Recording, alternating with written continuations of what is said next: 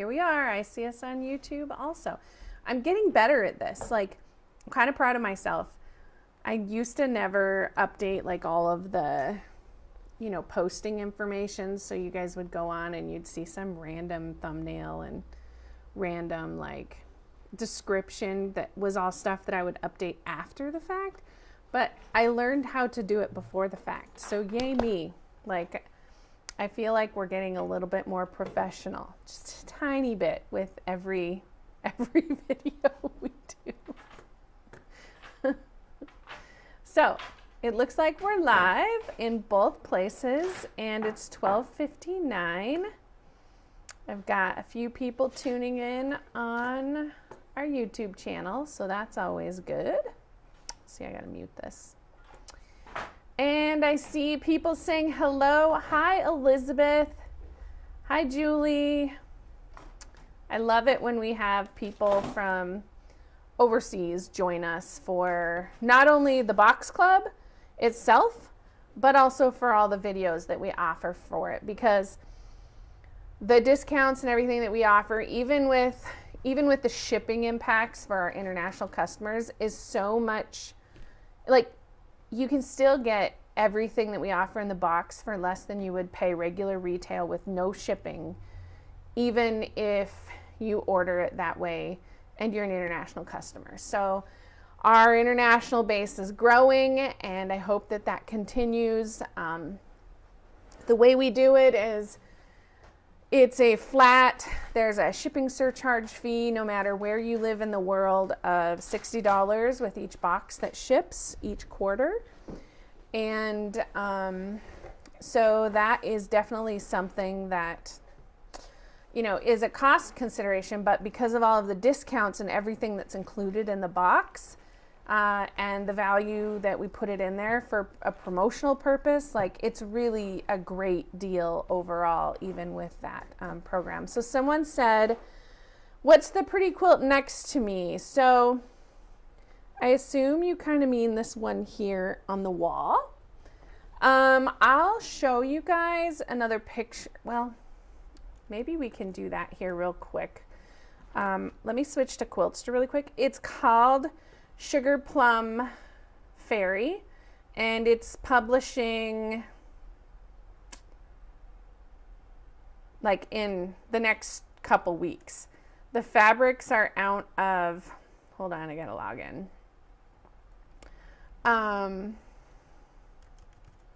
The fabrics are out of Hoffman's new collection, or one of Hoffman's new collections, and it's really, really cute. Also, great beginner class. Let's see.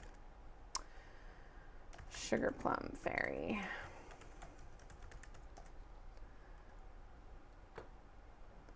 Print view. So here's a little bit better picture of it, since it's kind of at a weird angle on the wall. So we're just finishing up. I ordered the papers today. We're finishing up the instructions this week. I expect it'll be ready to ship probably not by the end of next week, but midweek after that, because we got to get all the pieces in. But we have the cover sheets here. We're almost done with the instructions. The papers are ordered, so hopefully any day. So anyway, super pretty. All these fun Hoffman fabrics. They're just such a great, rich purpley plum color. And this is a great beginner project. It's really not a complicated project. It finishes to 68 inches, so it's smaller in size. One someone can finish in a few days. Even some of our, I can just hear that. even some of our, if you're really skilled at Quiltworx, you could probably finish this in a couple days for sure. So anyway, so that's Sugar Plum Fairy. So it's 1:03. So we should probably get started on the class. I'm gonna switch you over to Judy. All right, Mom. Hi, everybody. You're on. I'm on. So this is the box that I'm supposed to be showing you guys this time? Yeah. Okay. So these were already shipped out. So you guys should have gotten, well, some of you got some of these. Yep, this box, all the small and the large box had the had that starter pack in it, which I mean, that starter pack is like, I don't know, ridiculous. Like it's like $25, $28 or something like that as a retail price. So including that in the box this time was an awesome thing for us to give you. But Judy uses it so much, we figured it was just something we needed to get everybody. Yeah, it is really, really great. All right, and you may find that it's not really handy if you don't have a really good steam iron for the project that we're working on today. It's called, and it's an Acorn product. It's a starch pen and then a starch refill package for those who didn't order the box but are tuning in with us. So, and then you also got your this was called, I don't know what hopscotch, and we have been seeing people finishing up the hopscotch little in the Quiltworx Box Club busters. Especially. Yeah. Someone said, is it too late to get a box? No, you can totally go out and order another box. Box.quiltworx.com is the website for that. And you can even order past boxes. We'll ship them out to you as long as we have them. I know that one of the benefits of the box program is if you order all 4 quarters, you get a free strip set. We're getting low on those. Like, I think we only have 5 or 6 left. So that once those are done, I don't know. We might just cut some random ones and include something random in it because, so you might not get the same strip set as everybody else. And then the other thing is we only have like 3 of the hopscotch patterns left. So if you order for Q2, we might have to figure something else out there as well. I don't know. We're going to cut some kits of those. It's actually publishing today as a regular pattern after I get off of the video with you guys. And there will be a little like starter video on our YouTube channel that walks you through how to make it. We'll have a downloadable option where you can go out to Quiltster and get a downloadable pattern for those of you who like the downloadable ones. And then there will be some kits. They're not in the colorway that was in the box, but they are going to be out of color stock. And I don't know, we should have actually brought the sample in because it's all finished, but that's all right. Yeah. So. All right. So anyway, you did get this, and then you had your Scandinavian Snowflake and the colorway that I'm going to be working with. So I'm working with 2 colorways because I want to go through all of the cutting with you. It's very simple cutting. We're going to review cutting out foundation papers, and then we're going to do the process of the paper piecing and showing you how to make this, all right? So it should be a pretty good video, and it's going to include some applique tips too. Inside your piece, your pattern, you have all of your papers and stuff for you guys to go through, and then there's the coupons that go inside the book.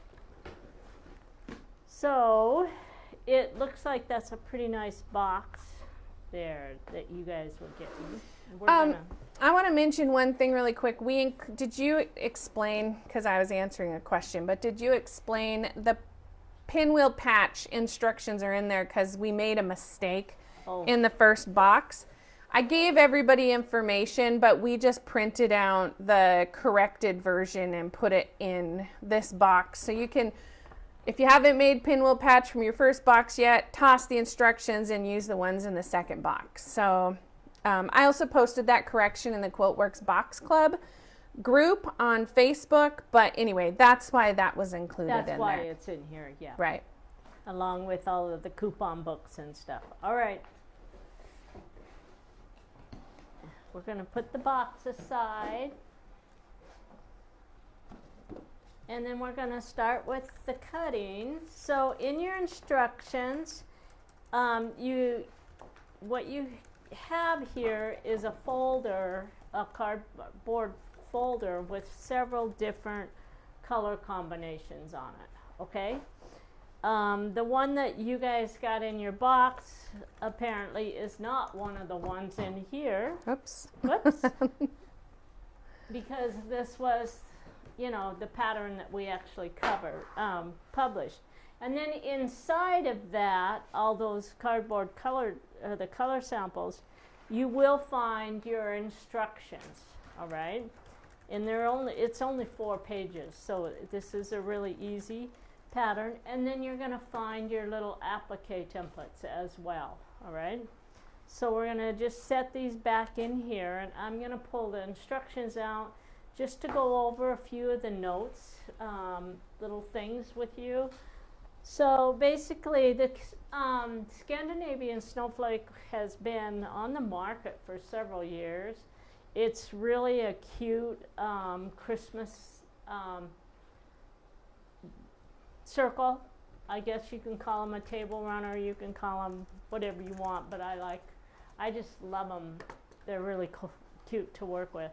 The circle size of them is actually the same size of circle as what you have here, so they can actually be squared up. And I believe the templates come with the pattern, don't they? We don't have square up templates in the pattern yet, although we have about 200 of these left. Okay. When we publish new ones in the future, we will add the square up templates to it. But some of these other designs, like the one that's on the wall is our new Home for the Holidays quilt. Yeah. We just published that. Those square up templates fit it. So if you have that pattern, just save your templates and you could square it up if you wanted. Yeah. But anyway. If it's something that you really want to do, we do have it available that we could probably help you out. Yeah, we could probably send just a new, we could do a news template page that has those other templates on it. And if you ever have to replace a newsprint with us, or want to order extras or something, we just sell them for $2.25 a page. So if you wanted square up templates, we could certainly help you out. Just email me at Judel@Quiltworx.com. Yeah, anyway, I like the square up version, but I also just love the circles because they're just really cute sitting on your table. It is a 20-inch diameter circle, okay? And so you should have gotten 4 pages in your pattern, 4 papers, all right? All of the supply list is just our general supply list that we normally go over. You're going to be working with your add a quarter ruler. You're going to be working with fold templates. You're going to be working with applique, and the applique supplies on there, they are listed. The applique instructions are actually in your folder, in the cardboard folder, okay? So everything's there that you're going to need to work with. And then we're going to just start with the cutting. I mean, this is so simple. You have different options. So you actually have, we did the 7 colors for our sample, and so your package has 7 different colors. So you have an A, B, C, D, E, F, and G. When you're stacking those, we're going to stack with the A on the top. However, when you get all done with these, if you want to move them around, you can move them around. And we've even had a few people that have actually, instead of keeping every unit the same color, they've actually staggered the colors in it. It looks good both ways. I don't think you can do anything bad with this pattern, because once you overlay all that applique, it just pulls the whole thing, all the color together. It's really a fun one to work with. If you actually look at your fabric A2, for what I'm doing, and in your kit, we only used 1 color for all of the applique pieces and the little strips, but you actually can split that up as well if you want to with different colors. So and what she means is, if you look at the one on the wall behind her. Right here. Yeah. Here, I'll just take it down. That one we used. So we have 7 colors that came in your kit, and then each one, and then we just used 1 white color for all of these. But you do have the option, so if you wanted to have each one of these little, the white, I call it my piano key technique. Mom, check your, someone said the sound and volume's really muffled. Check your mic and see if it's in the right spot. Well, it should be. Is that better? It's going to be a little hard to tell, but maybe move it. Okay, Maybe I'll move it up down. a little bit. It might have been buried underneath my collar. Okay, we'll try that. We'll try it and see if that works. So anyway, you do have the option for different colors on each one of these as well for the paper piecing of the where we have the white. All right. Something else that we're going to go through a little bit is when we do the applique. In our instructions, I tell you to do all your quilting first and then add the applique. And I use a really light silk thread. And so it works really, really well. It makes it easy to do something right at the at your sewing machine, so you don't have to put these on a big quilting frame. I did not get it quilted last night, but I'm going to show you really quick here. So on this one, we just did a feather in the center part of it, and then I just came in here and did my applique and glued that on after it was all quilted, and then came around and quilted around. When I did the applique, it quilts everything. It quilts your stitches around. So then when you look at the back, you can see the applique design on the back. So anyway, it's very easy, and then we just put a binding on it. Okay, so we're going to get started on the cutting. And just for everybody's reference, she's making these today. So we ran out of the box colorways that were pre-cut, so we cut some others. And these ones use Tim Holtz fabrics. Yeah, and we do have kits for the Tim Holtz too. Right. Yeah, and so the cutting is going to be with the Tim Holtz fabric, and the paper piecing is actually with the red and white fabrics. Okay, so you're going to see it. So these are the Tim Holtz fabrics. We have 7 different colors there for the backgrounds, and then we're doing all reds. And then the green is the applique, and the checkerboard is the binding. All right, so we're going to set these aside. And the very first place we're going to start today is we're going to go over our papers really quick. So if you have a light table, I actually take all my papers and I can glue up to 4 sheets together on my light table. So I just go through and I put the glue in the areas where there's no paper and just put a little bit of glue on there.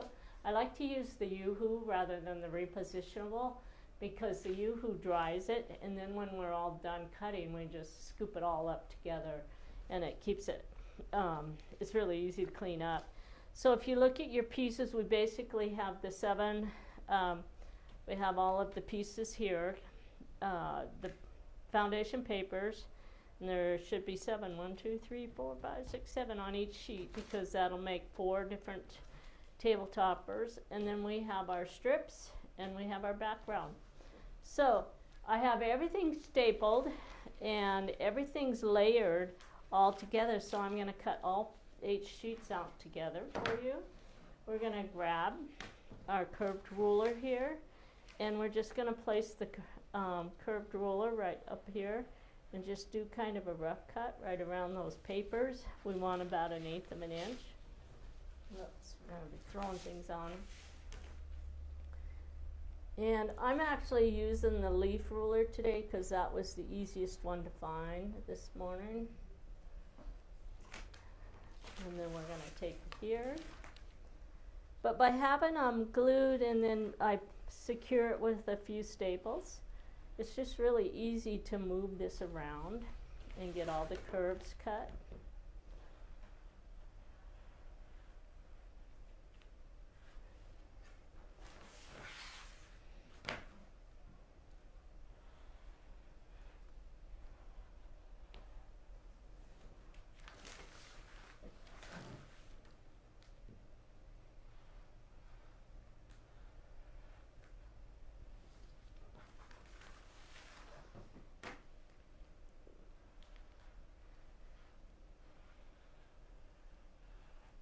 Okay, so now that I have all of the curved lines cut, I'm going to take my ruler and we're just going to start cutting along the sides here.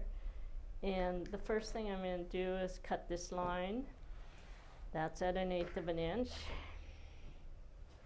And that's at 1/8 of an inch. And then we're going to clean this edge off. Okay, and then we're going to take and do another cut along this line. And then we're going to move over here. And then cut the bottom there.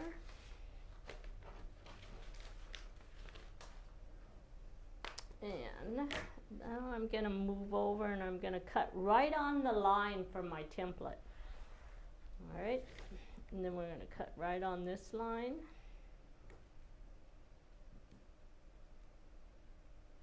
Because my fabrics are cut to the width of the template, so you don't want the extra paper around your templates, because then you have to try to overlap all the paper. Right? So we have a template there, and then let's go ahead and finish cleaning this off here. We're going to clean off this little bit of excess here.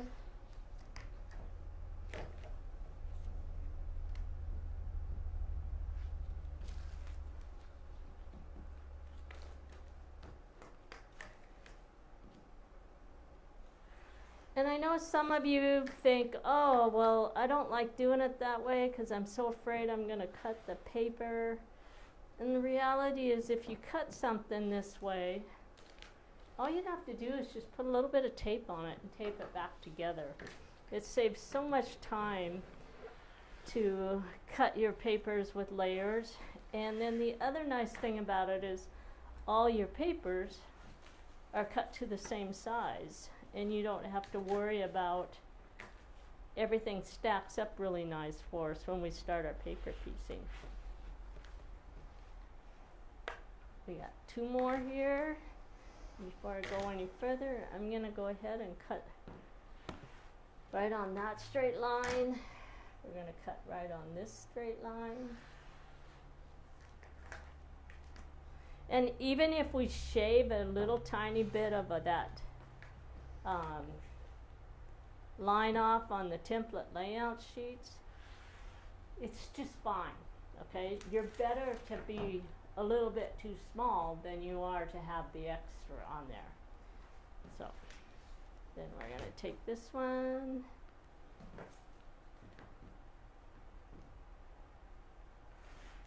and then we're going to take this one.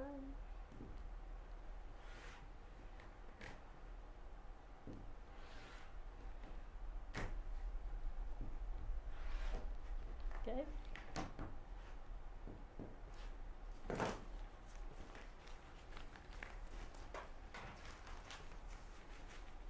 We have all of our papers cut.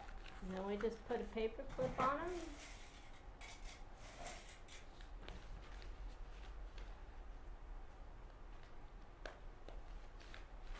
And then we just grab up all this paper here.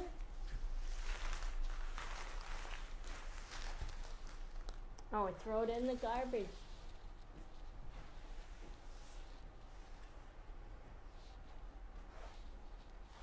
Okay, so now we're going to grab our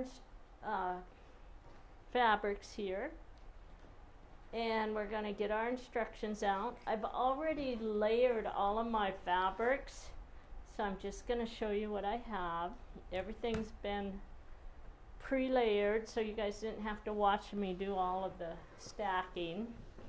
So basically I have color A, B, C, D, E, F, and G, okay? And then we're going to look at our picture really quick, and it's going to tell us, just by looking at it, how to set up all of our templates. So I have one paper or staple in it, so I'm going to pull that staple out. And then we're going to grab our repositionable glue and You're going to look at the first, it's on Unit A, background template layout sheet, fabric A1, and plus whatever other colors you have. Put a little bit of repositionable glue on the back side of that. And if you look at the picture, you're going to see that you're going to have plenty of leftover room at the other end. So we don't have to be really, really careful about getting these to fit perfectly. So we're going to take the second one, lay it on there like that, and then I'm going to move this paper clip over. I'm going to grab a few more paper clips. I'm going to move that one over. And then we're going to take a ruler. I'm just going to cut that stack there. Then we take the next one. A little bit of repositionable glue. Doesn't take much to hold it down there. And once we get the glue on there, then we're going to move that paper clip over.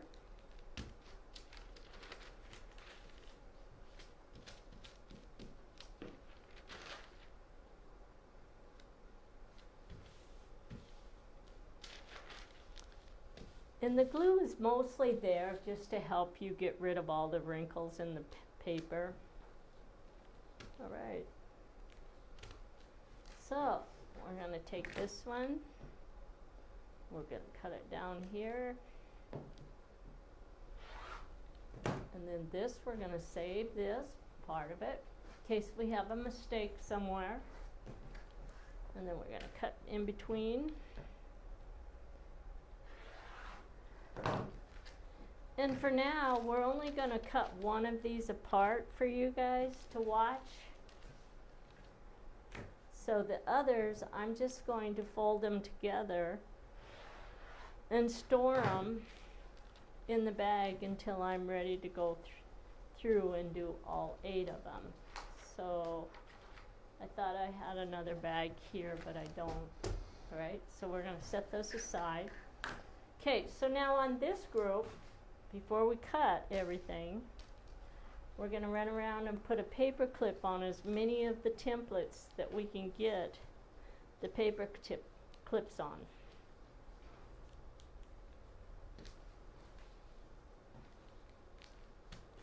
And it looks like we were able to get them on everything but number 10.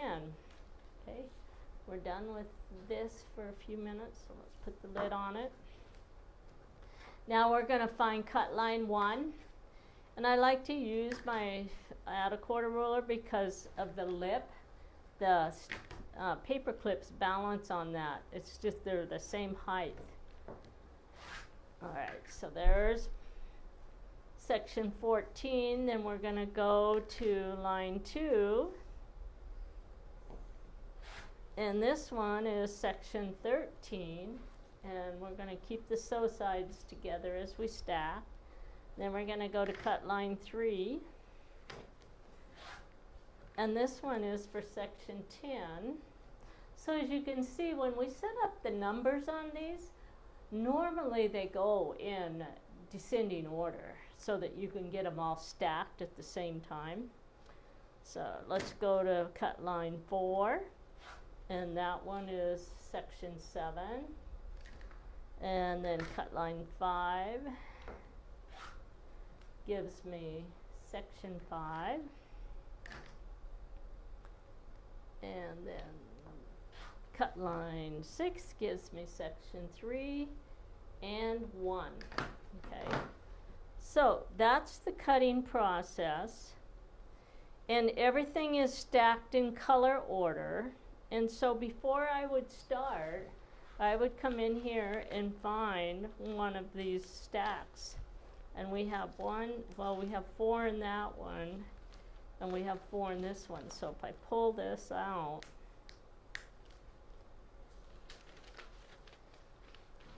set these over here, this gives me, whoops, I took the single, I want the other one. These 3.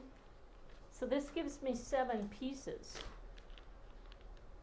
And that's how much I have stacked here, is enough fabric to do 7 of these. Okay. So now what I would do before I started paper piecing is I would come in here and we would find, and underneath section 1 I'm gonna write the numbers on here. So this is gonna be number 7. This one's gonna be 6. This one's gonna be 5. This is 4. 3, 2, and 1, because I have the 7 colors. And so now every time I start, I'm going to always start with paper number 1, because that'll put me at the top with my fabric number 1. And I can actually chain piece the whole group together like that. Okay, so I have a set already started. I want to go through and put a paper clip on this and set this aside. And now we're going to cut the red pieces.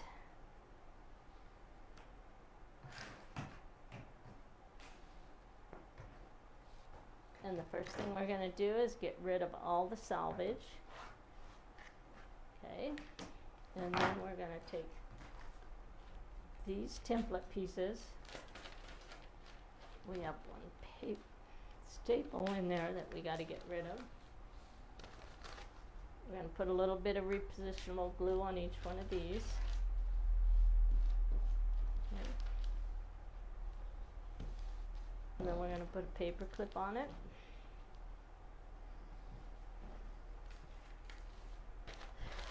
And we're going to, and I have 7 layers of fabric here.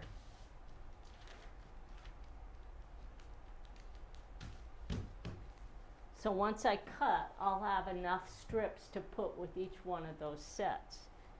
Now, you can actually number all your papers 1 through 28 as well, and chain piece all 28 pieces at the same time.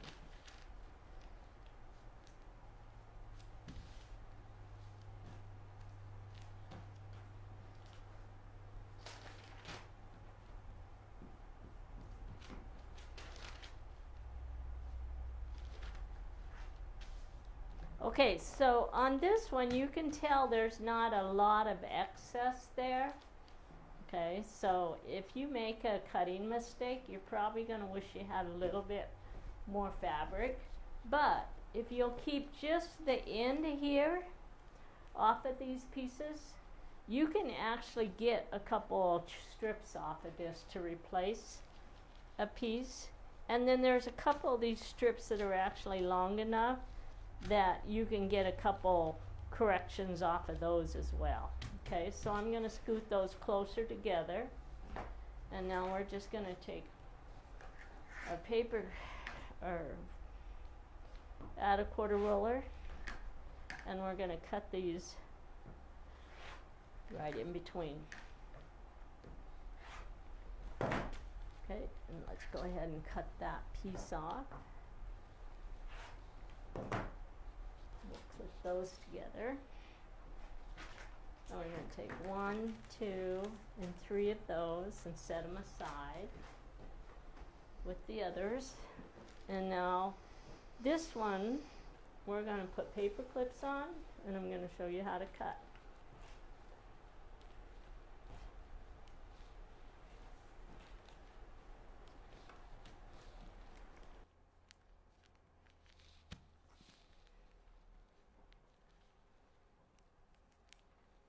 Alright, so I got most of those right on the ends.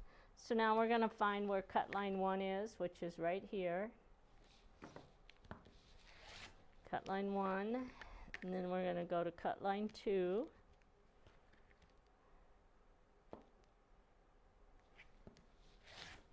And then we're going to come over here to cut line 3, and then we're going to come over back here. And this is cut line 4. and that's section 11. And this one is section 2. And we're going to go cut line 5. And this one is section 12. And this one's section 6. And this one is section 9. This one is section 8. And this one's section 4. So let's come back and grab these pieces.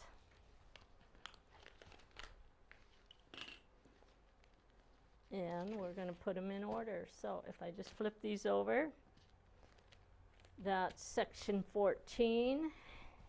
And then we want to go to section 13. And then we're going to go to 12. And then we're going to do 11. And then we're going to go to 10. Then we have 9. And we have 8, 7, 6. This one must be 5. This one is 4, 3, and this one is 2 and 1. And we're all ready to start sewing with those pieces, all right? And I have the others all stacked and ready, so we're going to use those. So we're going to come over here.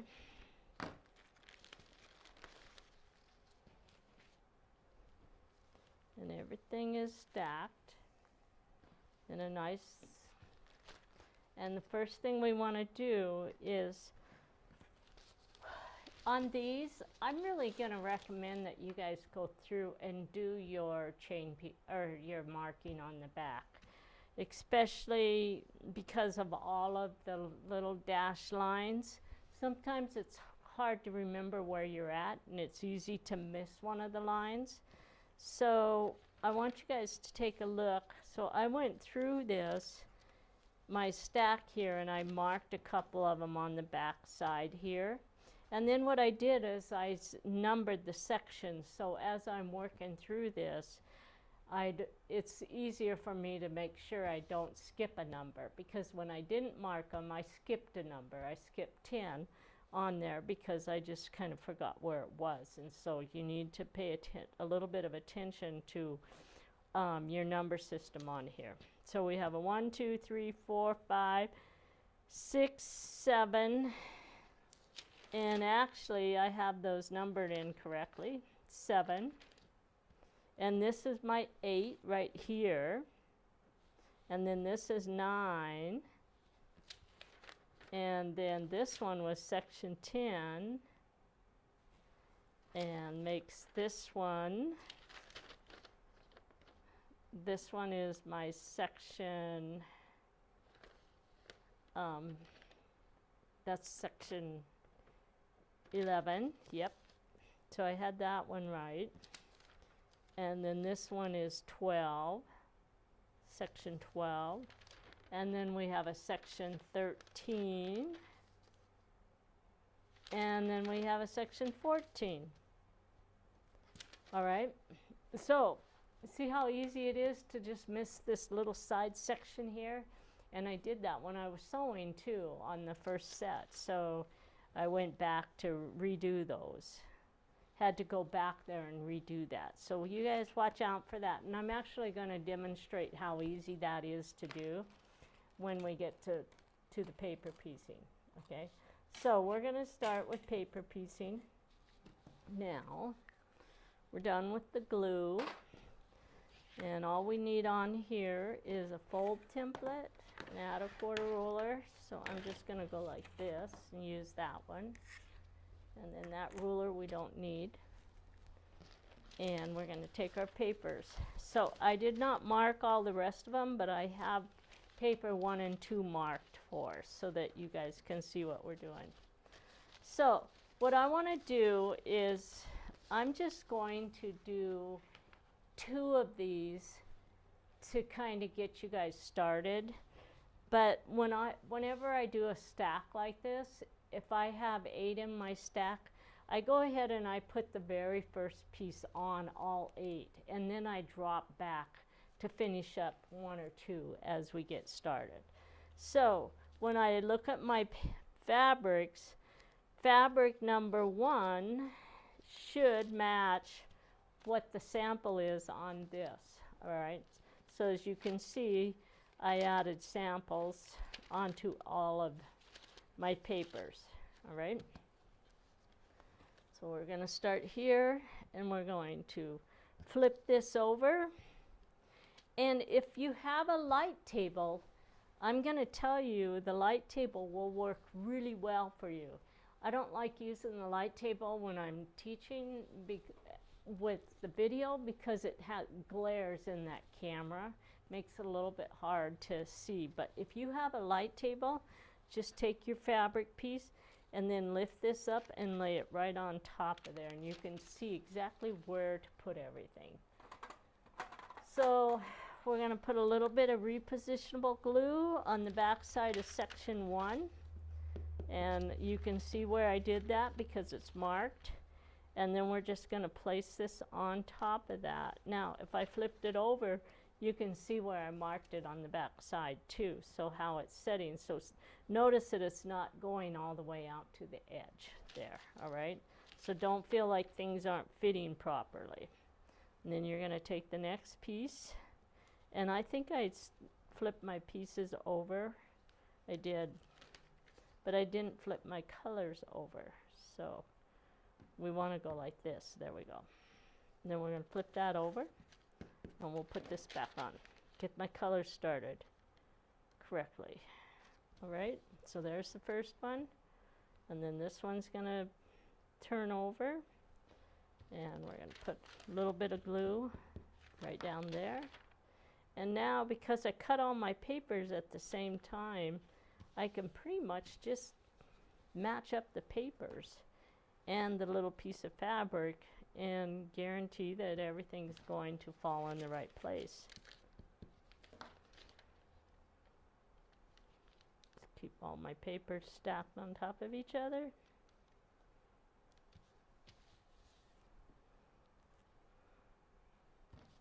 Notice that I'm flipping every one of those over. On this particular piece, it really doesn't need to be that way unless you are working with a fabric that has a right and a wrong side on it.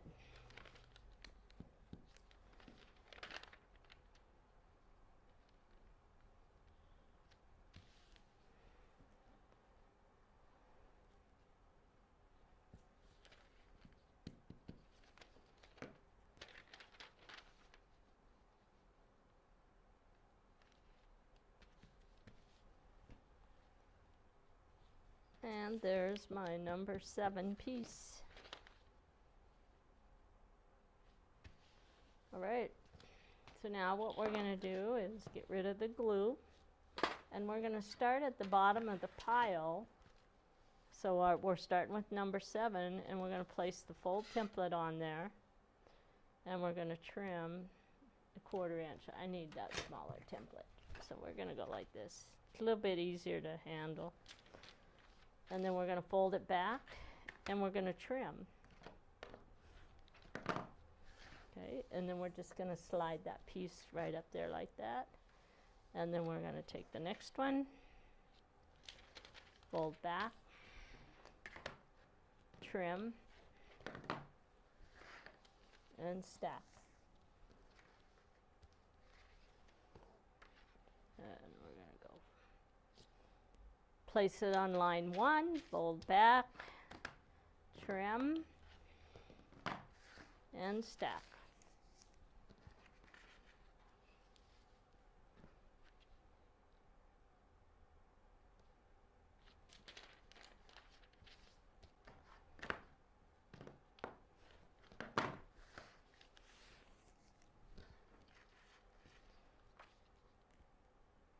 So line 1, fold back, trim, and stack.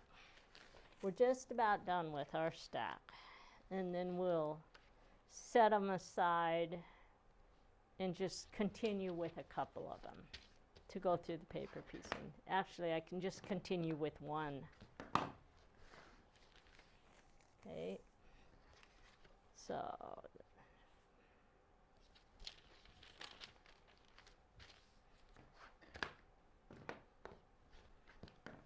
all right.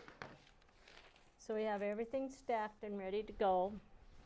And before we want to put the first piece on, and then so we're just going to lay it like that. This is my sew side. Even though these are rectangles, it doesn't really matter, the sew side. I'm going to actually use my glue and actually glue each one of these and center. So basically where it says section 2, I want to make sure that I have fabric on both ends of that. Now that I have the first one on, I can just take the next one and lay it right in place like that. Pick this up and stack in the same spot. So we got to take this one.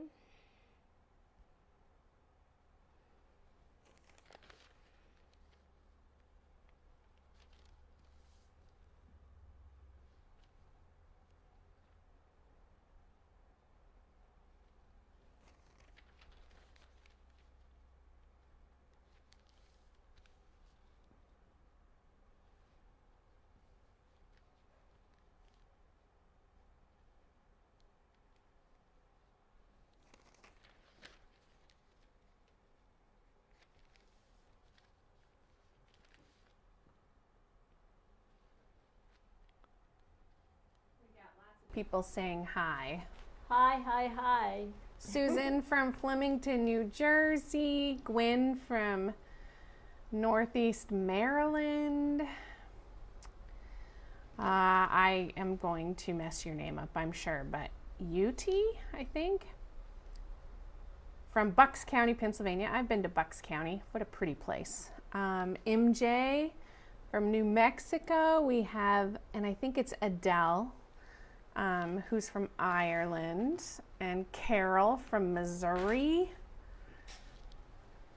Lots of people tuning in.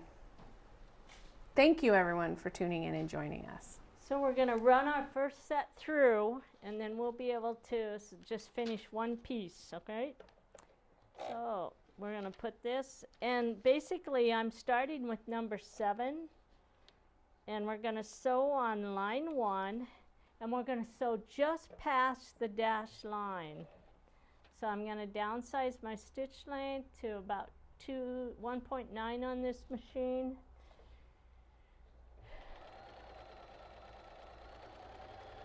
And then I'm going to, basically I'm taking it all the way up, and I'm sewing all the way up to line 4 is where I'm stopping. Then we're going to pick up the next one.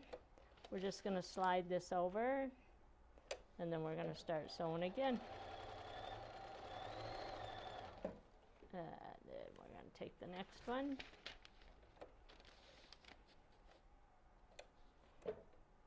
I like to slide the papers off to the side because then it doesn't waste very much thread by pulling it all the way back. It also, instead of everything stacking off to the under my machine, I'm able to kind of keep it going and keep it from tangling up. If you guys have a machine that has a thread cutter, this actually is one of the patterns you would probably use your thread cutter a lot on, because you're ending in the middle of the paper with pretty much every seam that you're going to sew.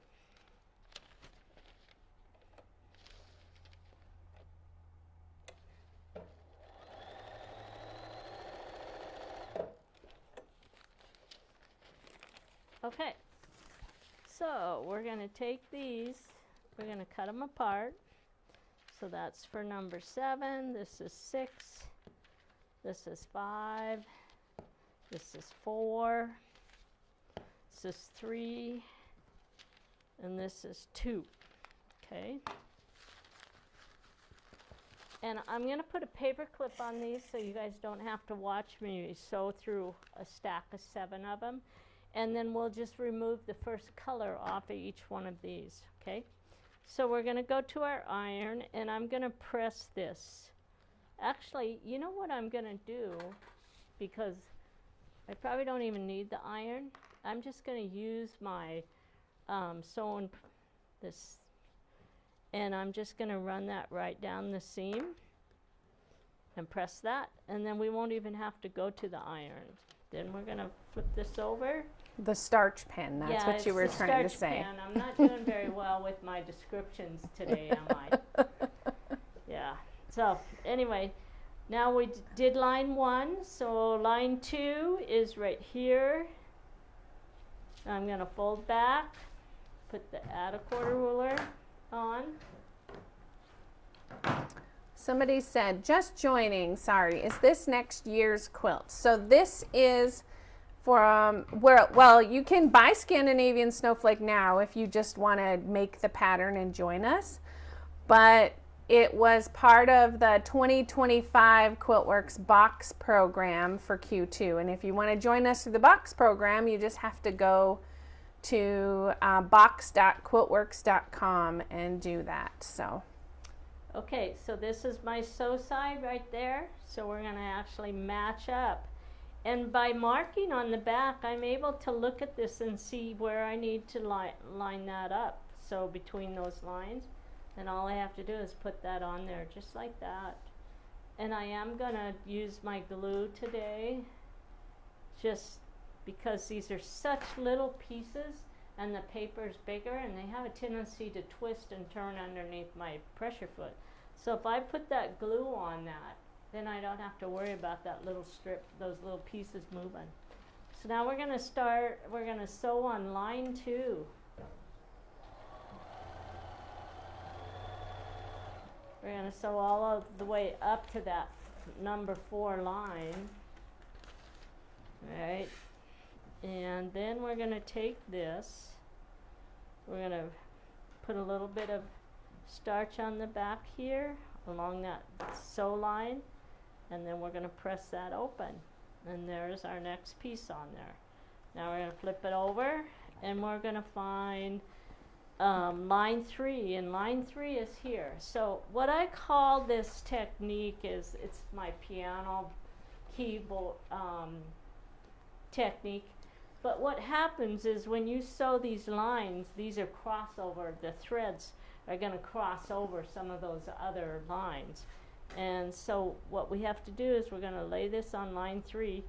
Let's fold this back, bring the fabric with it, because the fabric is sewn onto the paper, and then you're just going to lift on the fabric really easy, and you're going to tear it. It's going to tear the 2 lines right there, which that's fine.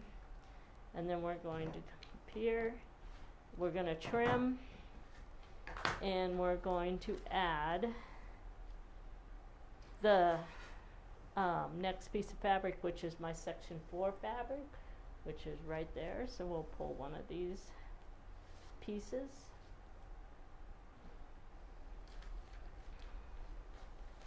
And that's, I don't have to really worry about my sew side here. But I do want to glue it, and I want to make sure that it covers that section there. So we're going to place that on there just like that. We're going to go to the sewing machine, and we're going to sew on line 3.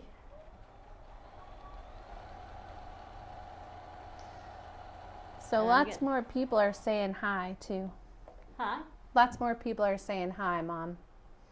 From Oregon, we got Cheryl from Oregon, Mary from Webster, New York, Colleen from Oklahoma. Hi, Colleen. She comes out to some of our events here and is actually training to become, or is wanting to become a certified instructor. Okay. So I put a little bit of the starch pen there, and then all I have to do is just fold that back and just crease that like that. So now we're going to flip it back over, and we're going to find line 4, place this on line 4. flip that back. There we go. And Joyce said she's never done a Judy pattern. It's very intimidating for her, but she's definitely considering this one. This is actually a pretty good place to start. It's not complicated. The pieces are all pretty basic, and now we just are filming a video for you so you can join in with us. And all of these are available long-term on our YouTube channel also. So once we film them, we keep them on YouTube. So. Okay, so there's my sew side right there. So we're gonna put a little bit of glue on that edge there. And then it goes under, that's my section 5, and so see where I marked my section 5? So I'm just gonna place that on there. Right along there, and remember it doesn't have to go all the way to the end there because section 5 quits right here. You just have to make sure that you get it past that line. So let's sew on, that is sew line 4.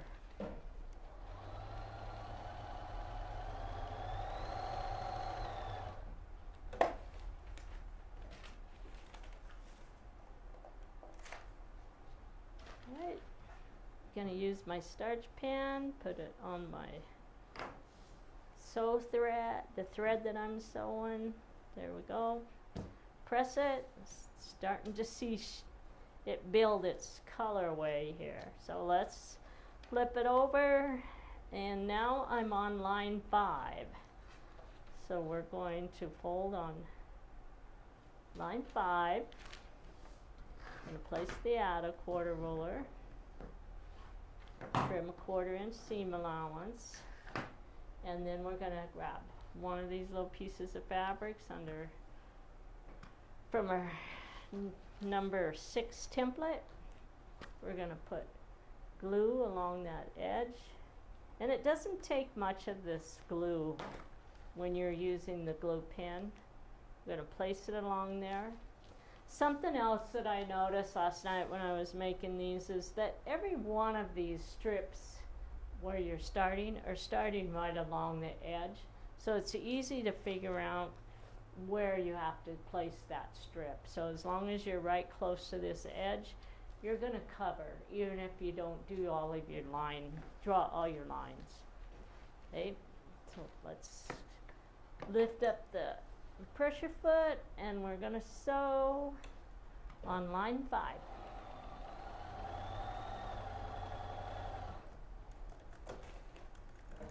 And I broke my thread. That's so common of me. Actually, I ran out of thread.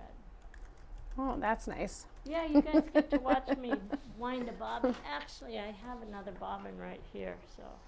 We fix, you know, we do all this stuff to prep for it, and then something little like running out of thread happens, or a needle breaks, and you're like, oh, I didn't think of that. That's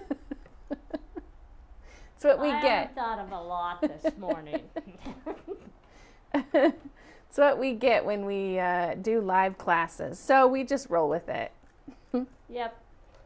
It's just like being in a classroom. But in the meantime, we can say hi. I think it's Jean from New Hampshire, and hi to Charlie from Central Connecticut.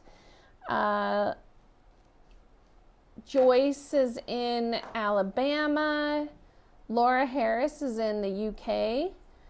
And let's see, we have even more people. Mary from New Jersey. Okay, you guys, I'm on line 6. We're going to fold back, trim.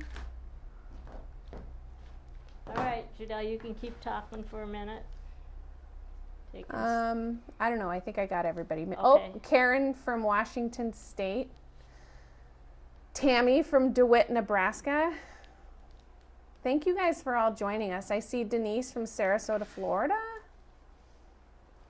Okay, so just so that if you guys are looking, I'm going to show you. So like this piece right here, this is my sew side.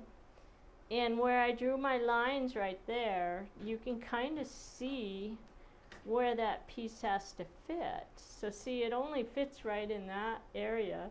So all I have to do is just slide that underneath there. All right. Here's a good one, Mom.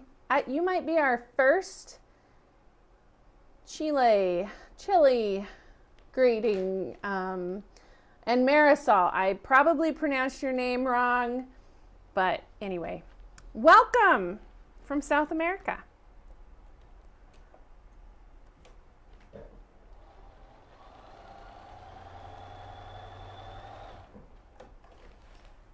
So that was my sew line 7. And so now this is where I started making mistakes last night when I was putting all of them together, is I skipped the next section. Okay, so this was actually section 7.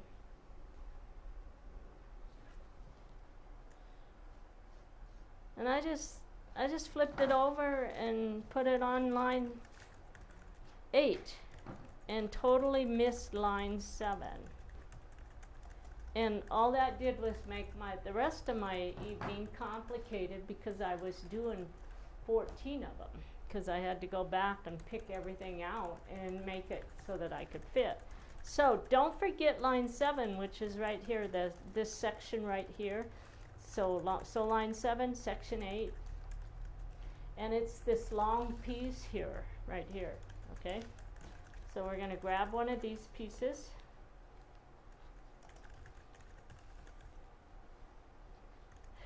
And let's place this on line 7.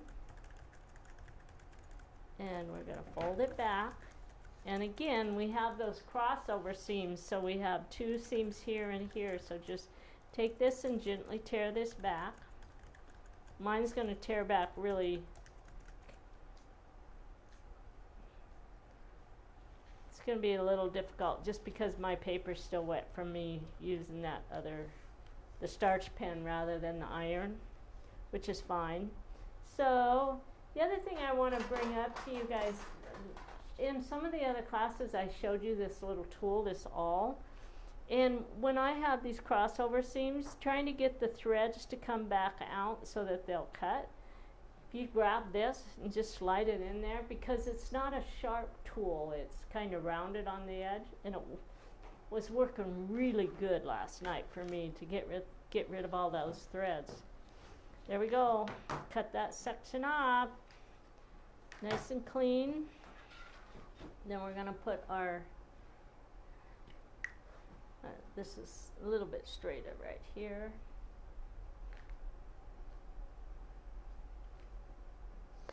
Someone asked if we have a video for the achromatic wedding star.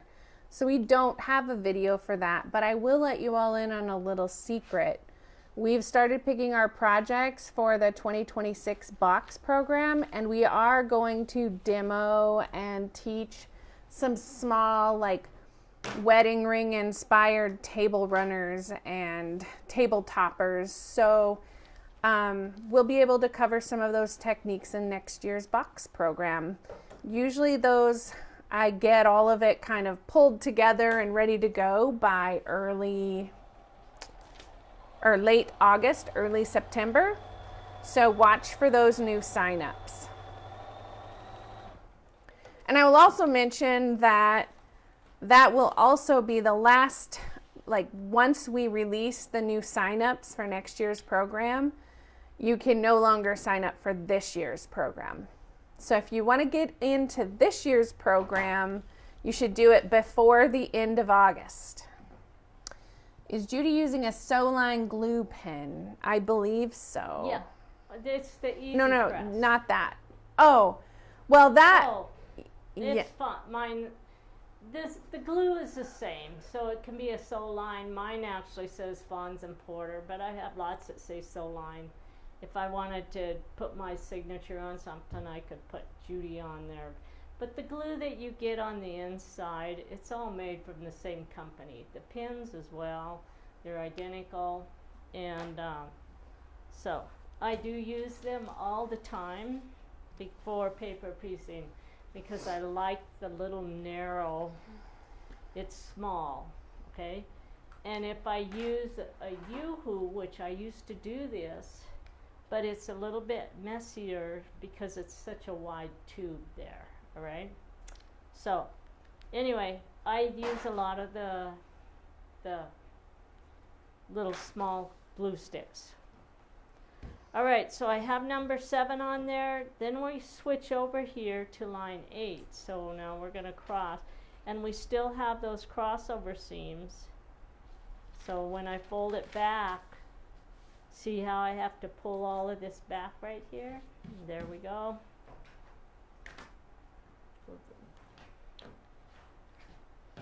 Cut those off. Grab the next section, which is this little piece right here. And then we're going to run our glue right along the edge. And when I put that glue on there, all I'm really doing is just touching right along that edge line. You don't want to rub it on there, butter it or anything, just touch it, because all you need is, and then you just push it in, the fabric into the glue, and it holds it for you really nicely so it doesn't slip under the paper. If you don't use the glue, you're probably going to have to use some flower pins to hold some of those pieces in place.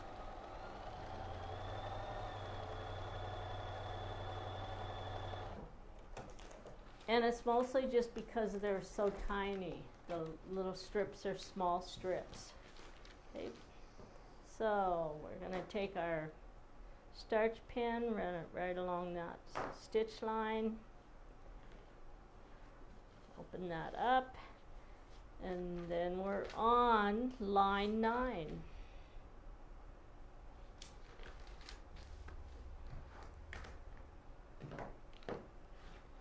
Okay, so let's take section 10, and I'm pulling them off the top. And I probably should check. My sew side is that one right there.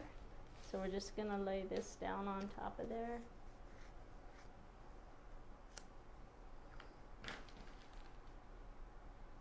Make sure that it covers down all the way around here. Okay. And then we're going to open it up.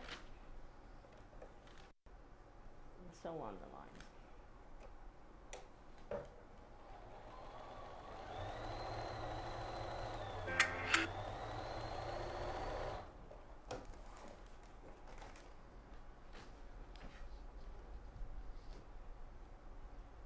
A little bit of starch on my sew line, fold back,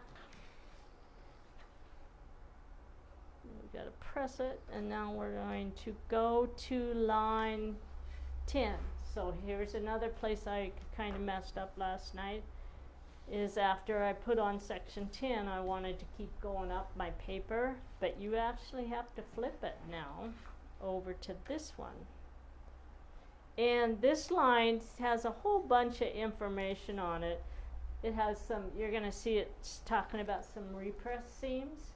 So the reason I want to finish this whole thing is I want to go through the process of using what a repress seam is. So we're going to fold this back. For now, you can't do any repressing because we're still doing the paper piecing. We're going to tear the threads on my crossover. There we go. Now we're going to trim, and then we're going to grab section 11 strips. That's 10 and 11. Let's put a little bit of glue.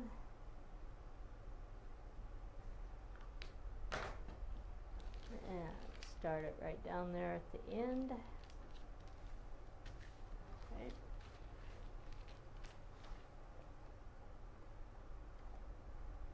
We are now on sew line 10.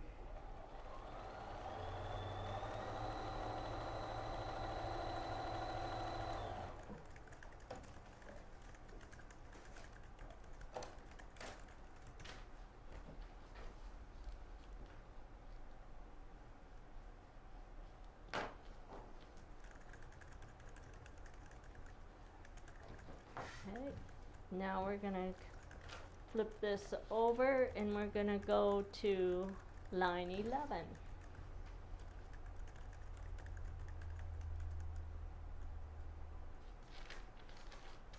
And we tear this back up at the top, to add a quarter ruler on there and trim.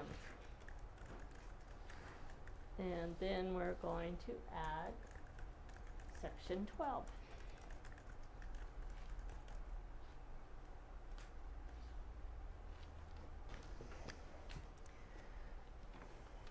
Jean said, this project looks so doable. It is. It is. Once you learn how to use the paper as a tool, all of this just suddenly starts to click in place and make sense.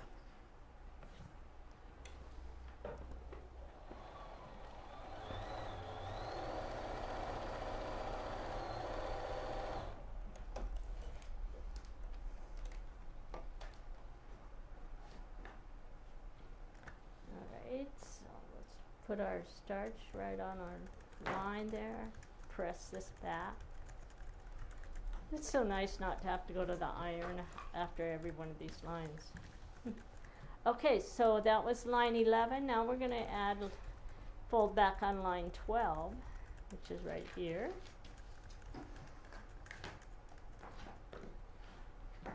Okay. And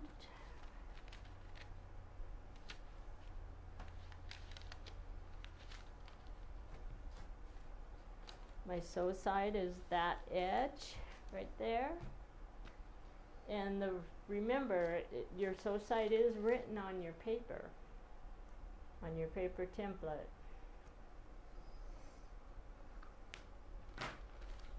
Take this, and my lines, so here's the edge of my paper right here.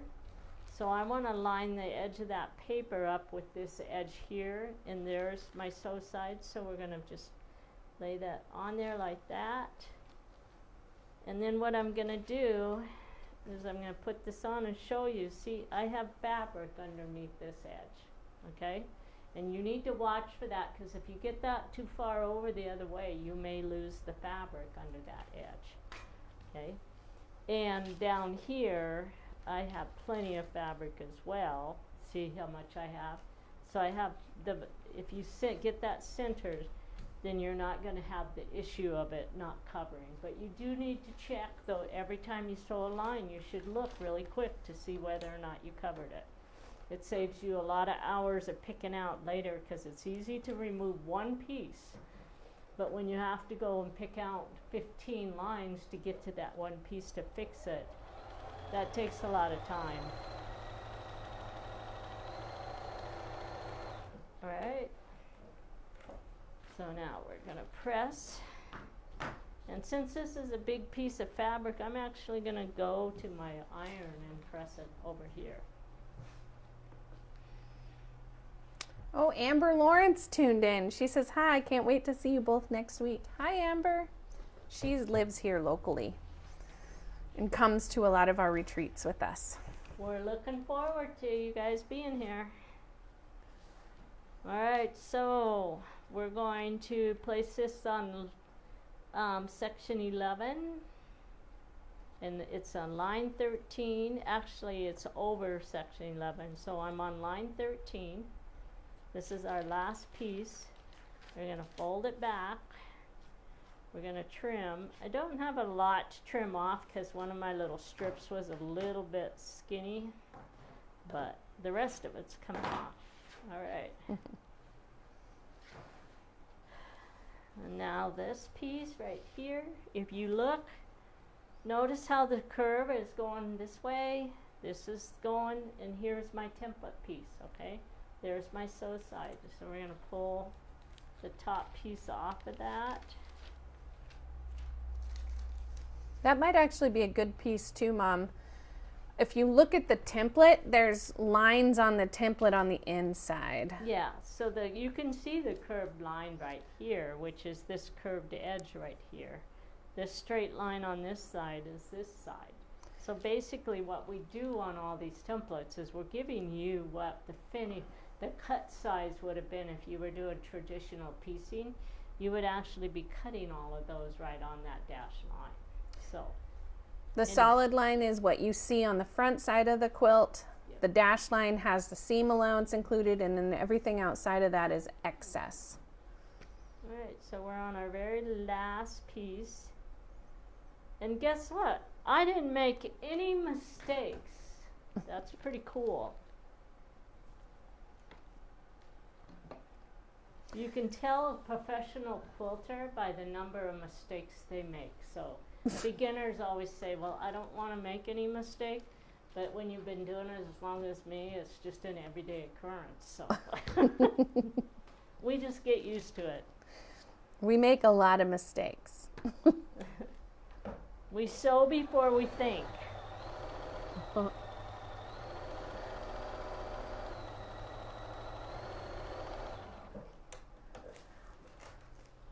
Okay, that was our last piece. I'm going to go press this one, and then we're going to go through the trimming process.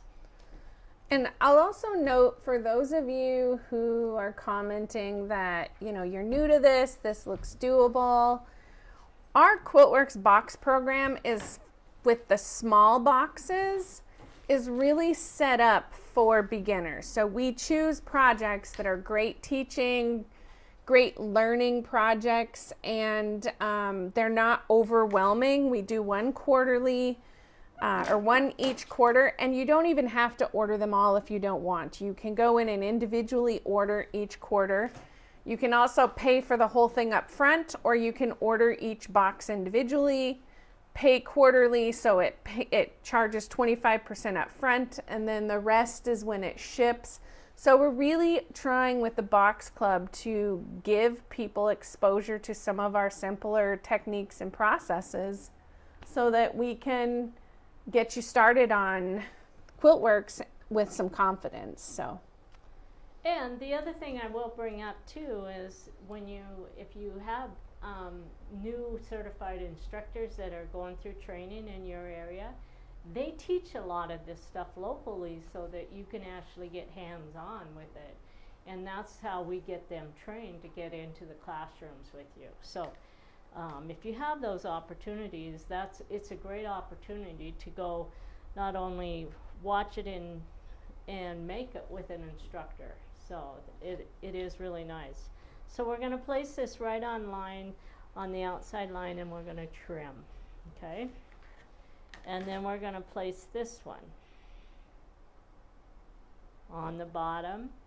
And on all of our papers, there's two lines there, solid lines around there. The outside line is the one I call the perimeter. That's your cutting and trimming line. The inside line on all of that is your sew line. So that's 1/4 of an inch between the sew line and the outside perimeter. You always trim on the outside perimeter.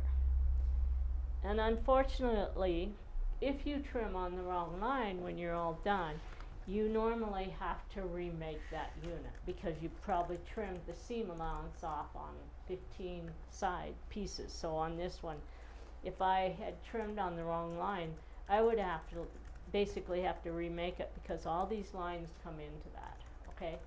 So if that happens, don't cry, just get on your computer, send a little sad email to us, and we'll get you a new sheet. We're pretty good at that. Cindy's really good at that. So now I'm going to actually go through and do my curve. And I actually think I like the leaf ruler. I have a better one that actually works. I just don't have it in here. I stole it the other day and took it over to the retreat. But I can take this ruler and I can just roll this along that line and just go slow. And you end up with a really nice curved seam. And we're done. All right. So now I'm gonna show you guys how to pull the paper off, and then I'm gonna show you where that repress seam is, okay? So basically, people ask me, what's a repress seam? Even though I tell you in a lot of instructions what a repress seam is, you have to go back and look for it. But basically, when we do a repress seam, it's because where two pieces are going to join, we may want those to be opposing seams, and it makes them easier to match up everything. And so this particular line, the very last seam on, you can repress normally just the last seam, but if you start in the middle, you can sometimes repress the first seam and the last seam. And so when we tell you to do that, it's for opposing seams, and no other reason would you ever repress anything other than to give yourself opposing seams when you're sewing something. All right, so we're going to actually remove the paper. The other thing about a repressed seam is once you remove the paper, you can't remember whether or not it was a repressed seam. So when I'm removing paper from a group of papers, I normally leave the paper on one of the units, remove everything else, and then when I sit down to start assembly, I have one piece that has all of my information on it so I don't forget where I'm at with it, all right? So we're just going to take this. Because these are all straight lines, I can actually place my fold template down there, and it'll pull most of the paper off really, really nice. So we're going to grab this one, and then we're going to come over here.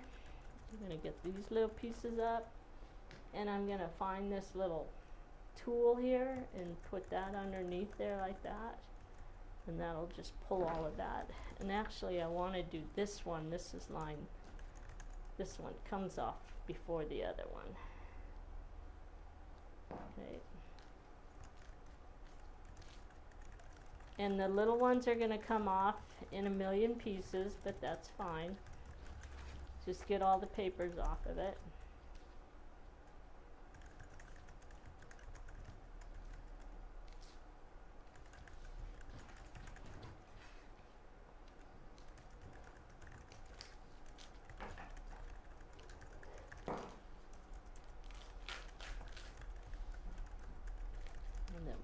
Down to this side piece.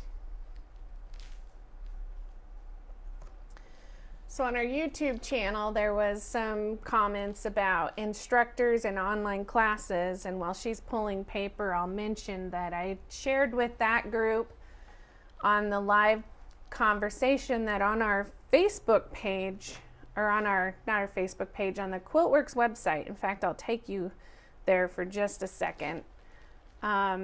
There is a page called Events, and on the Events page, so see this Events tab? You can go there and you can see online classes, Judy's teaching calendar, other events that we have going on, but you can actually click on Events and it'll pull up a map, a live map that's kept by our instructors and shops of events that are scheduled 2 years out in advance. Like if you scroll to the bottom of this, there's over 10 pages of classes taught all over, and you can type in a location. So if you want to type in Montana, you can type that in and then choose it, and it would sort down to classes offered within about a 300-mile range of Montana. You can zoom in on this. And so now you can see, you know, from me, I can find a number of classes, and if you click on them, it'll tell you who's teaching it and where and so on. You can also click on our certified instructors, and you can see all the different locations for them, and you can put in your zip code and it'll do the same thing. So if I put in our zip code here in Montana, it's going to pull up Judy Niemeyer, obviously, because she's the one that's closest to me, but you can type in addresses and find the ones that are closest to you. You can even just use your location and it'll do a geotag on you just on your phone, and it'll tell you right from your location who's nearby. So those are some pretty cool resources. The online classes page not only has stuff from our oh, someone says they can't tell what I'm saying. I'm sorry. It says my mic is on. Let's see. So, hopefully most of you got that. But on our events page and online classes, you can see a lot of the teachers that are teaching online classes. You can click on them and go to those classes directly with links. You can also go back and find them on the certified instructor page and contact them and get more information, because this is some of what they teach, but certainly not all. So hopefully that gives you guys an idea where to go to start looking for some of that. And I'll switch back to Judy now. Okay. Okay, you're on. All right. So this last seam that we did, that's the one that we were talking about repress. And so whenever I do a repress, I actually will press it like this first. So I'm going to do that first. And the reason why is because sometimes it's hard to get those to repress the other direction. So if you'll actually press it flat like this, then you can lay that at the ironing board and you can get that to go back for you. So I'm going to put a little bit of starch on there before I go do the repress on it.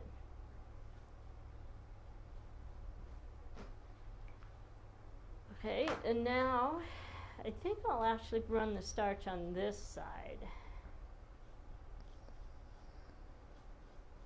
It just lays down in the seam a little bit. Now I'm going to press that.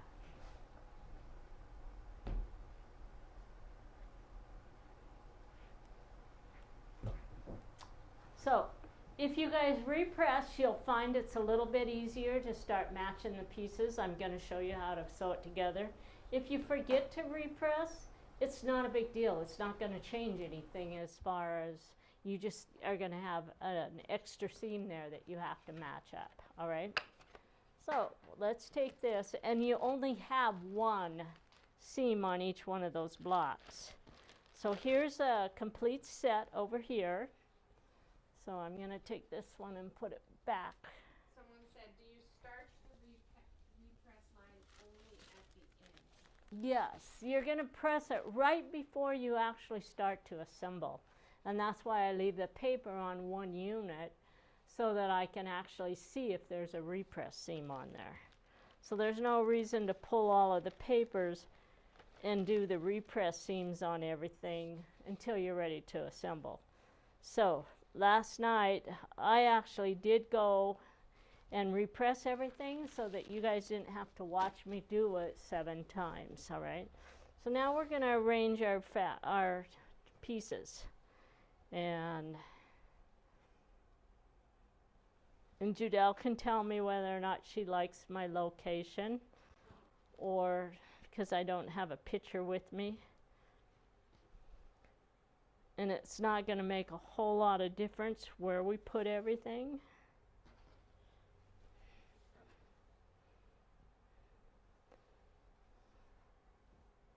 It looks perfect. Does it look perfect? Okay. All right, so basically we're going to just take and sew each one of these seams, all right? And I'm just going to do one at a time rather than try to chain them, because it's set up as 7, and if I get the 2 together, you just end up with problems. So basically right there where I did that repress, that's going to be an opposing seam, and that sets where I have to do my sewing. So we're just going to start sewing, and I'm going to be using white thread because I don't want to change and I don't have red thread in here. So I'm going to go down on my stitch length just a little bit so it doesn't show. All right, and we're going to sew. And it's only just the one seam that's going to match there, right below that repress seam. I think I went a little bit too small there.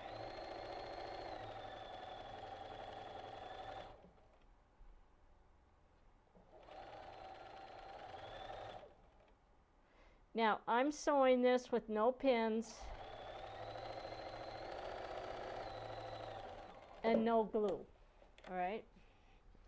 And I'm going to take and I'm going to press the seam one direction. And I'm not sure if these instructions tell you how to press, because in the big picture, it's not going to make any difference which direction you press it. It does. I Does it? You're right. Okay. It tells you on page 4, and it says table topper assembly, and shows that from the front side, you're going to press it clockwise. But you're right, it doesn't really matter. All right, so on this one, I actually am putting my glue down. And what I find is if I glue these longer seams, both pieces feed through my feed dogs at the same time, and I don't have to keep adjusting it. So I'm just going to look to make sure I have my opposing seams, and then I can just sew, and I don't have to worry about anything flipping underneath there.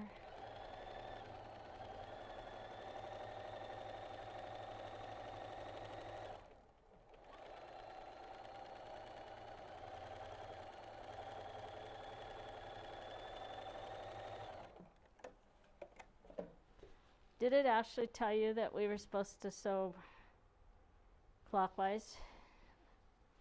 Okay. Yeah, like I said, either way, it doesn't matter. All right. I started it the other way, so I'm going to leave it the other way. Because it really makes absolutely no difference. Okay. And now we're going to take the next piece, and I'm going to just put a little bit of glue along this edge.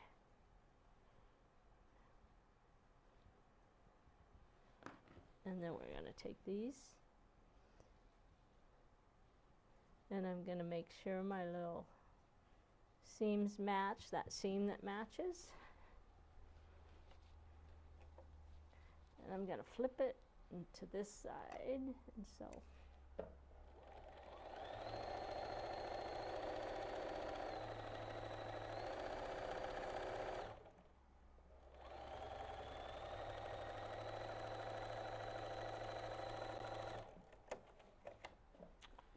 Then we'll press. Whoops, I'm on the wrong camera here.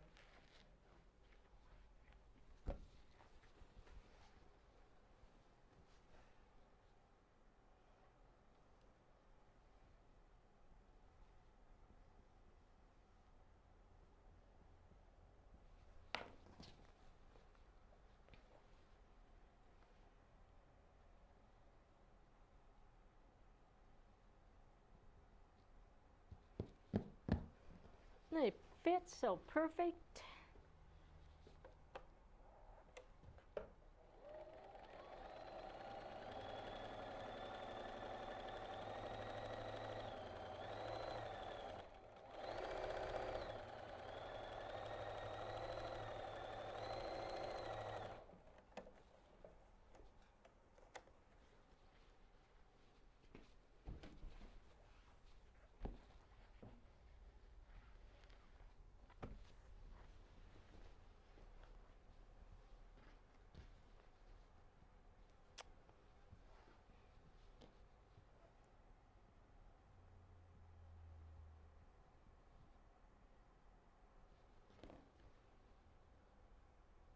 So when we're all done, we're going to end up with a little hole right in the center of it.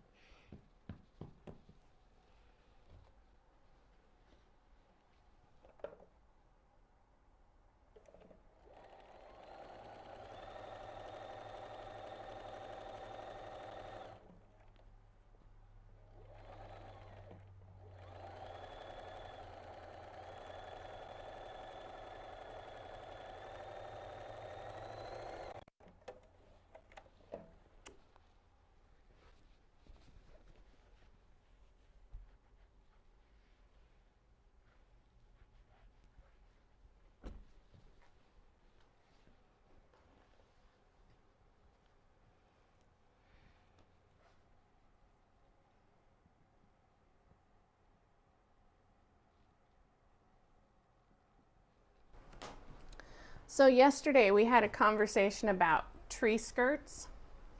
Like on the wall behind Judy, there's a tree skirt. It would be to her right as you guys are looking at the video.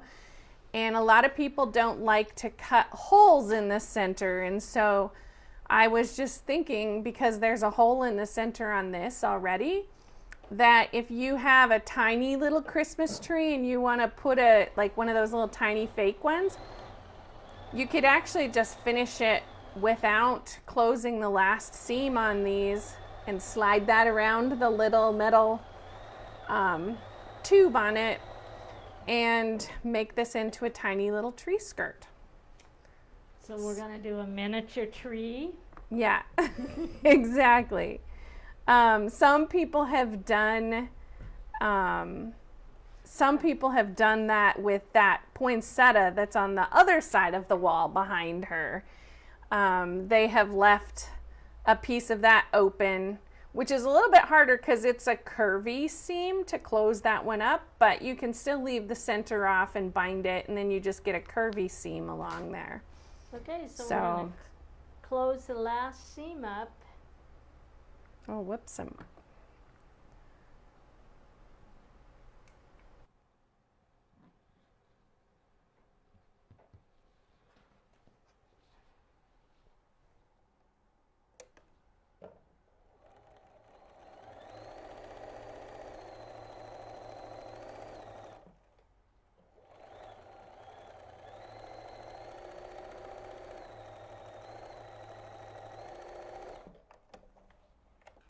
Wow.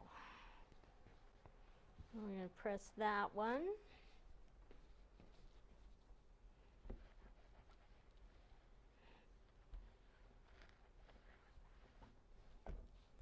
All right.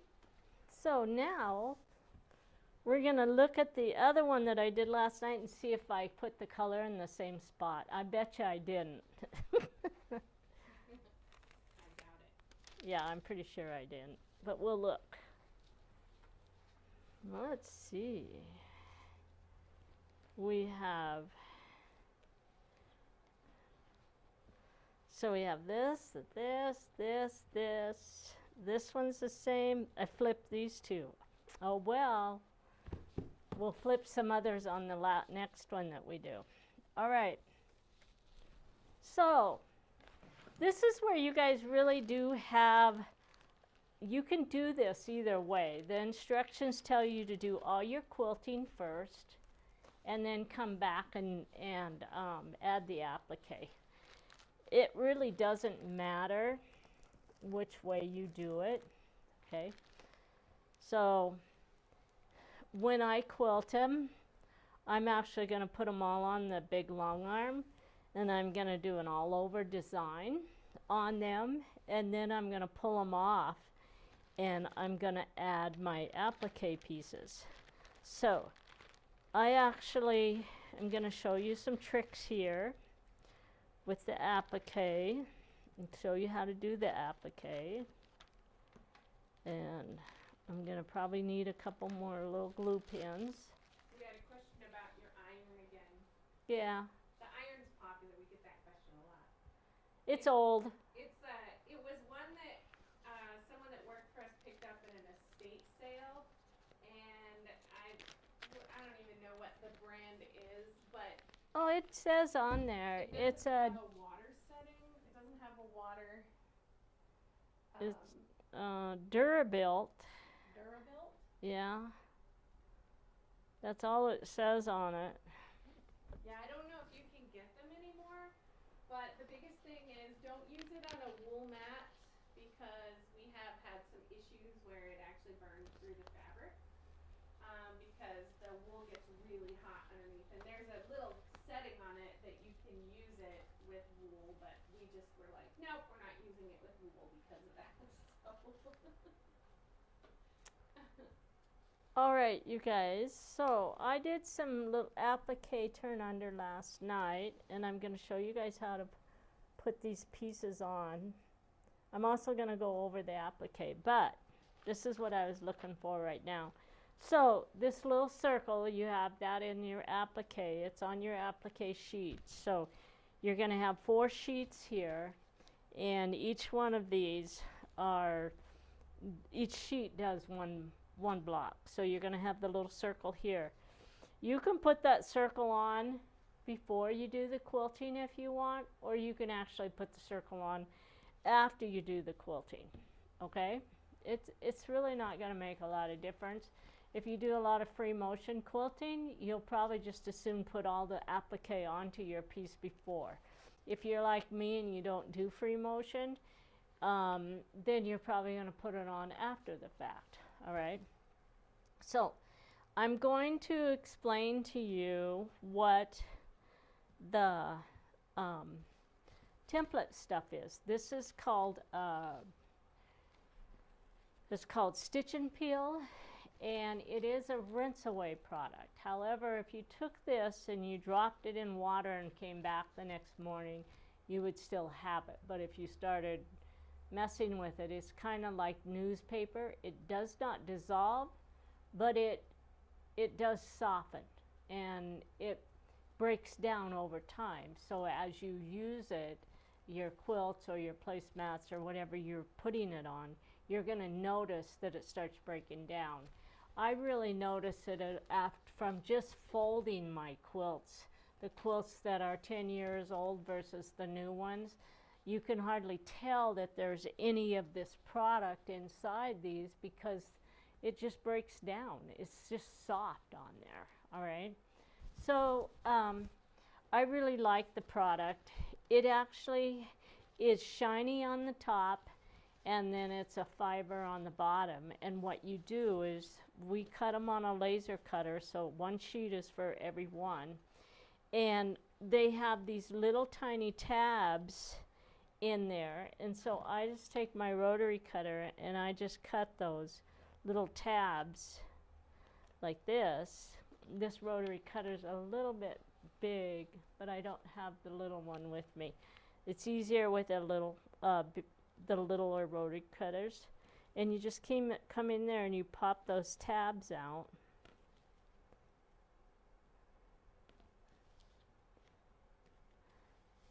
And then I'm going to pop it there. I'm probably going to have to push it. But you can pull all 4 layers out at one time. Just don't do it until you're ready to use them, because otherwise you just get them all mixed up. Easy to lose. Yeah, it's easy to lose them, and it's easy to get confused on which ones go where. So I'm going to show you how I keep track of it. I know it's easy just to pull them all out and just put them on your fabric, but I like to pull the pieces out and basically keep them together as one flower. So if you look at this, what I did is I put them in the same order onto my background, onto my fabric. These have a sticky side on them. And what you do is, I'm going to have to pull one of these off because I didn't leave any. Here, I'll do this one. This will work good.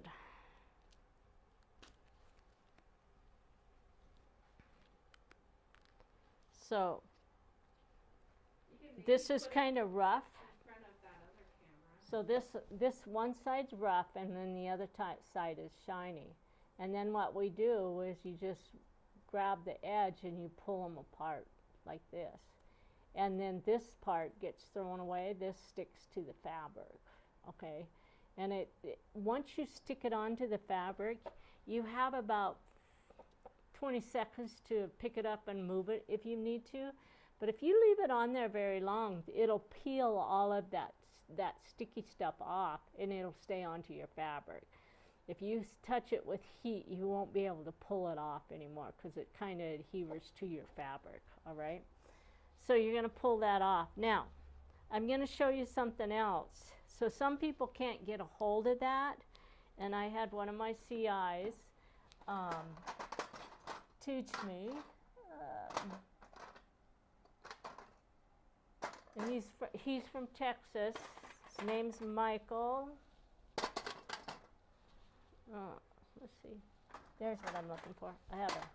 Looking for my stiletto. And he actually showed me that I could just take this and score this right down on the top, and then when I bend it, it just tears the paper, and you can get a hold of that paper really, really easy right there, and it peels off. So I'm going to show you what I did. So what I did is can you see it? Yeah. So I actually just took and scored there, and you can kind of see, and then it just kind of cuts the top part. It doesn't, you don't want to score it so hard that it cuts the back, but then when you fold it, you can peel that right off, like that, okay? And then we would just take that, once you peel that off, then you put it onto your fabric, and I don't know if I have a little piece of fabric here. I think I can probably get it to fit here. I think what just happened? Did we lose everybody? I think we lost our YouTube live stream, but we have our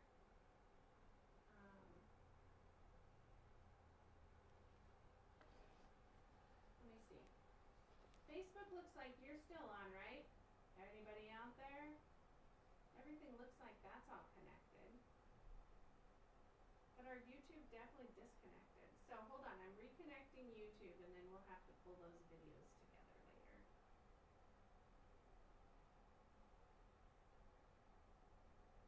Alright, let's see if we're back on. Sorry for our YouTube viewers. Hold on. I got Facebook. YouTube is back.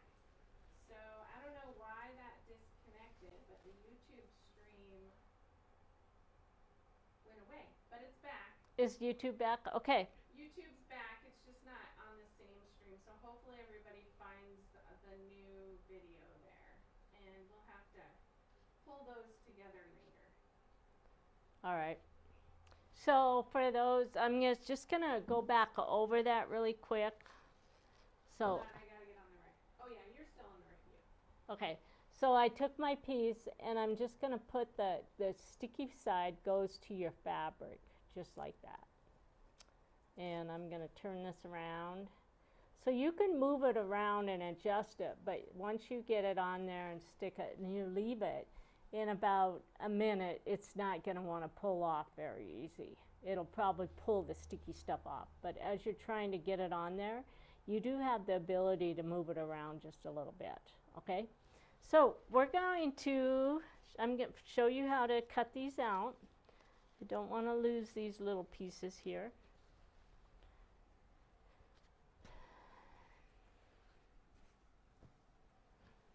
All right, so the first thing you're going to want to do is come in and you want to cut this out at about 3/8 of an inch, or no, it's actually 3/16 of an inch on the applique. And then we're just going to cut both those sides like that, okay? And then I'm going to cut this piece off.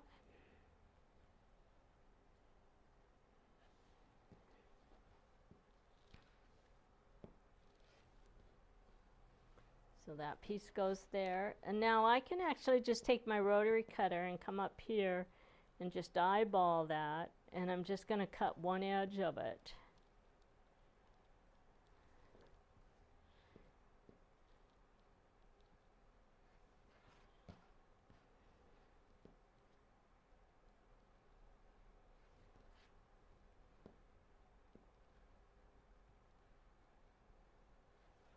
All right, after I get the one edge, I'm going to come back and trim the other edge with the rotary cutter. The only part I'm not trimming with the rotary cutter is the top.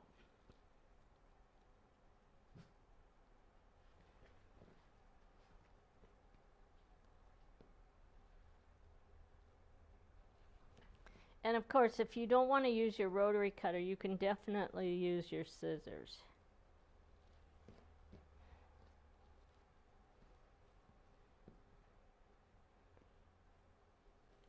Okay, so now I'm going to grab my little curved scissors and I'm going to finish trimming off around the top part of it, each one of these pieces.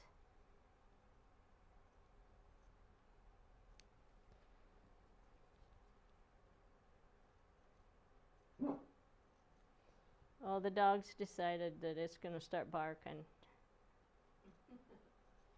He heard noises. Yeah. So our YouTube channel, we have people joining us again. Sorry, I don't know why that disconnected, but we're back on for part 2.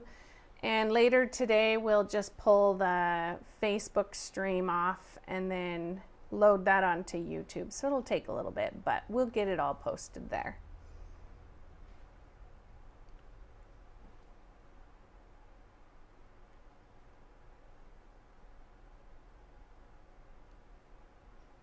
All right. So there's all my pieces cut. 1, 2. There we go. They should have 5, and then the center pieces. 1 center. Okay. So I'm going to clean this off so I don't accidentally throw something away. So I want to show you what I did here. So when you pop all of these out, keep one of your sheets, okay? Because you can use that as your template to put everything back together.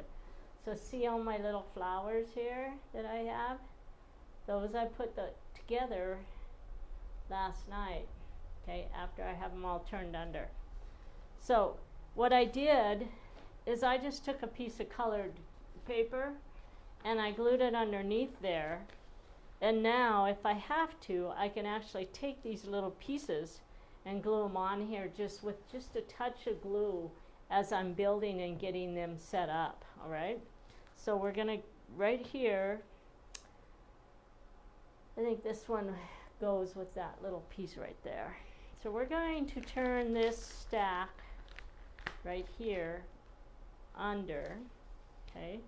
So we're gonna start with, we have our Pons and Porter or our Uline, whatever company you bought it from, and we're going to put glue all the way around the outside edge. Now, if you can't do this very fast, then just do a couple edges to start with.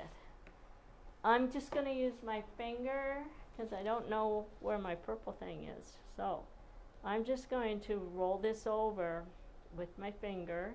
And then we're going to take this one, roll that over. These are really tiny pieces, so the finger works just fine. And then I'm going to fold this piece over. Okay. And then I have 2 raw tails right there. And I'm going to show you. So see this raw edge here? Whoops. And we have the raw edge on that side.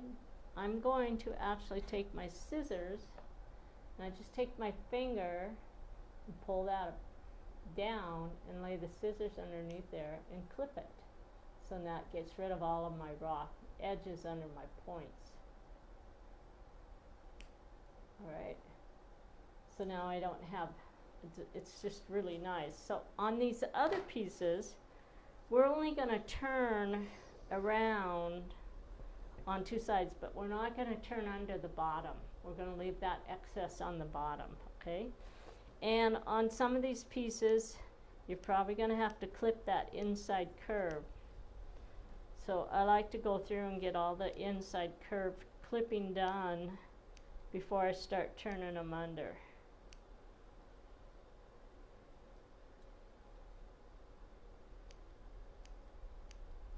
And I use my curved scissors to do that, and I clip that at an angle. That way I don't end up clipping in too far on them. Okay. Yep, one more curve here to clip.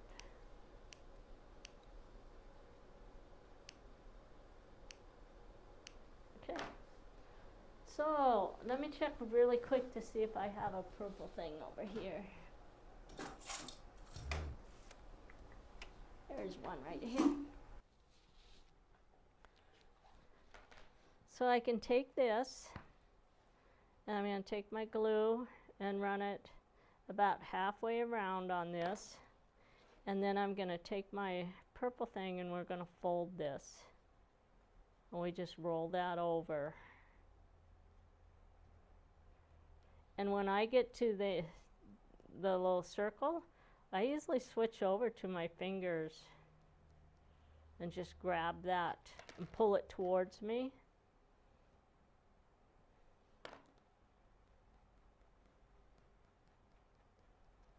So you can see my fingers work just as good as the purple thing. So I did not turn under anything at the bottom, okay? Can you see what I'm showing? Okay, so here's the back side of it.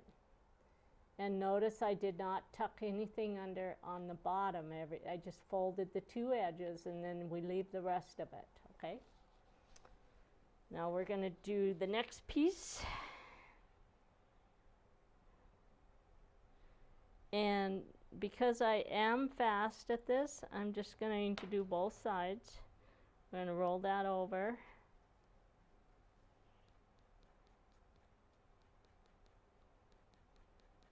Judy does a lot of turn under while she watches TV. Yep. It's kind of like removing paper from your newsprint.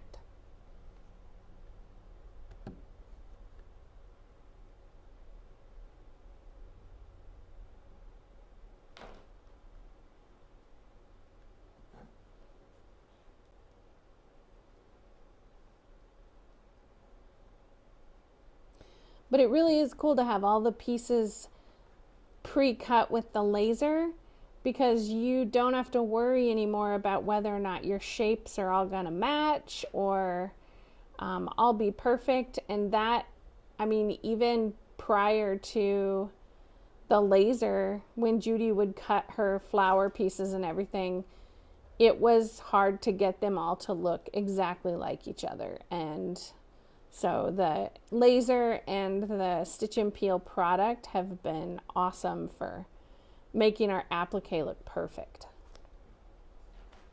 Now, you guys can do this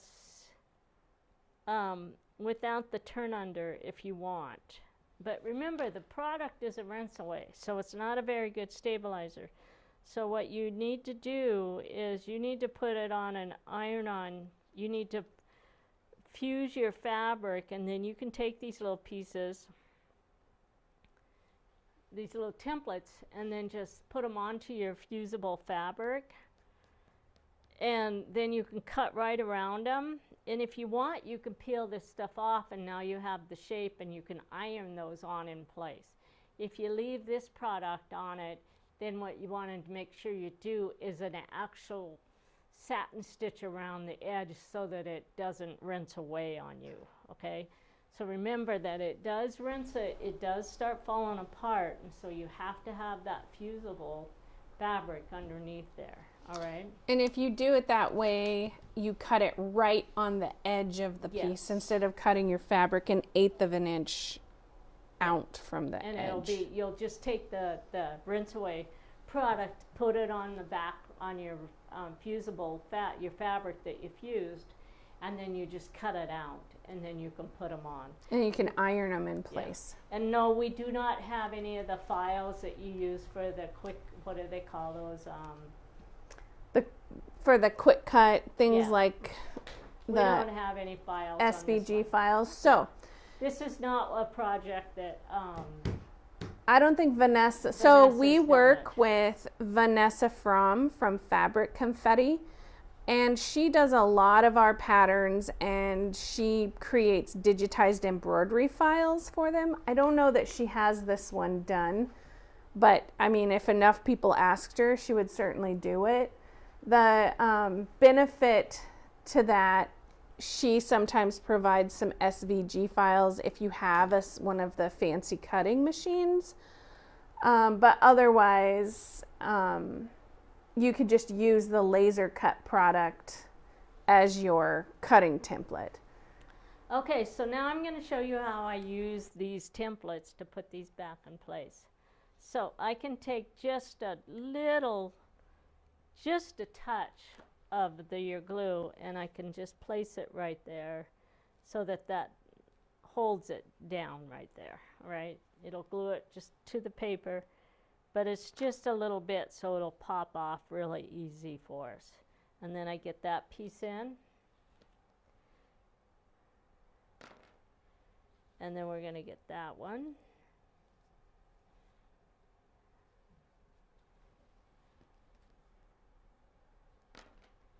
And then that.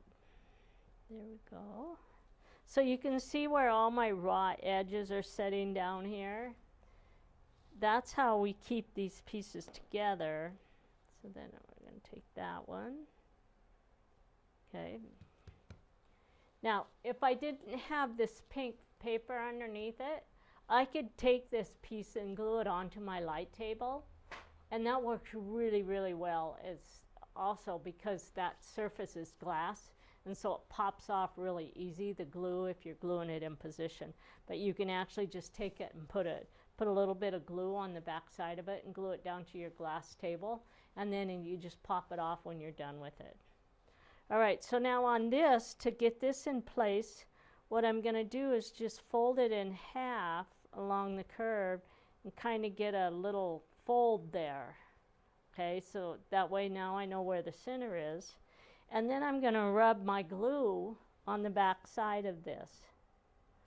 And I'm going to put it up to the other camera really quick. So, can you see what I did there? All right, now I'm going to take that, and that centers on the first piece, and I can tell exactly where it fits on there because I can see where my cut line is down here at the bottom. And now I put it in place.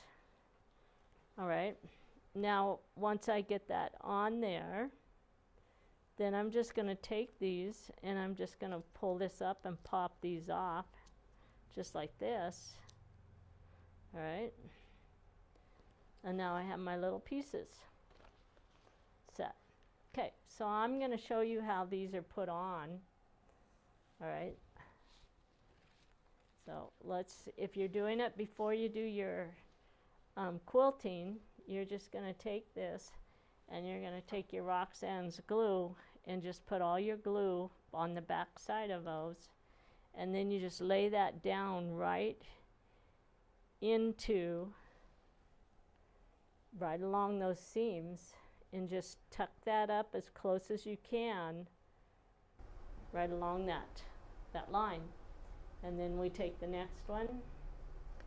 And just so everybody knows, we gave you Roxanne, like in your first box for the small project, we gave you Roxanne's basting glue to do the little center that we did on those polar compass blocks. And then we can, I guess it was the Polish Star table runner. But it's the same product that we gave you in that first box. So I'm sure you probably still have some left over in that little package to do this. Well, I must have got lazy last night and didn't get enough pieces. I need one more. So it's probably sitting right there. All right. So those would be glued on. Now, if I've already quilted my quilt, I put them on the same exact way. And I just make sure that they're glued down. And then I come down and I do my little applique stitch around the outside edges. Okay. We have a lot of video that's out there. Judel can maybe put a link out there for some of the projects that we have that show how we do the actual stitching on there. I was hoping to get that thing quilted last night, and I couldn't stay up that late. So you guys can go out to some of those other applique, and it has a lot of other information as well with them, and use those. And that's basically the way we do this. Now, if you're doing the iron-on, basically you're just going to hit it with your iron and you're going to start doing and go that direction with it. Remember, these are placemats, just Christmas decorations. And so it's up to you whether you want to do that turn under or whether you wanted to do it as an iron-on product. But you can still use all of these pieces for all your shapes, as long as you use that fusible on the back of your fabric. Okay, I think, Judel, that we've pretty much covered this. I could talk just a little bit about the binding.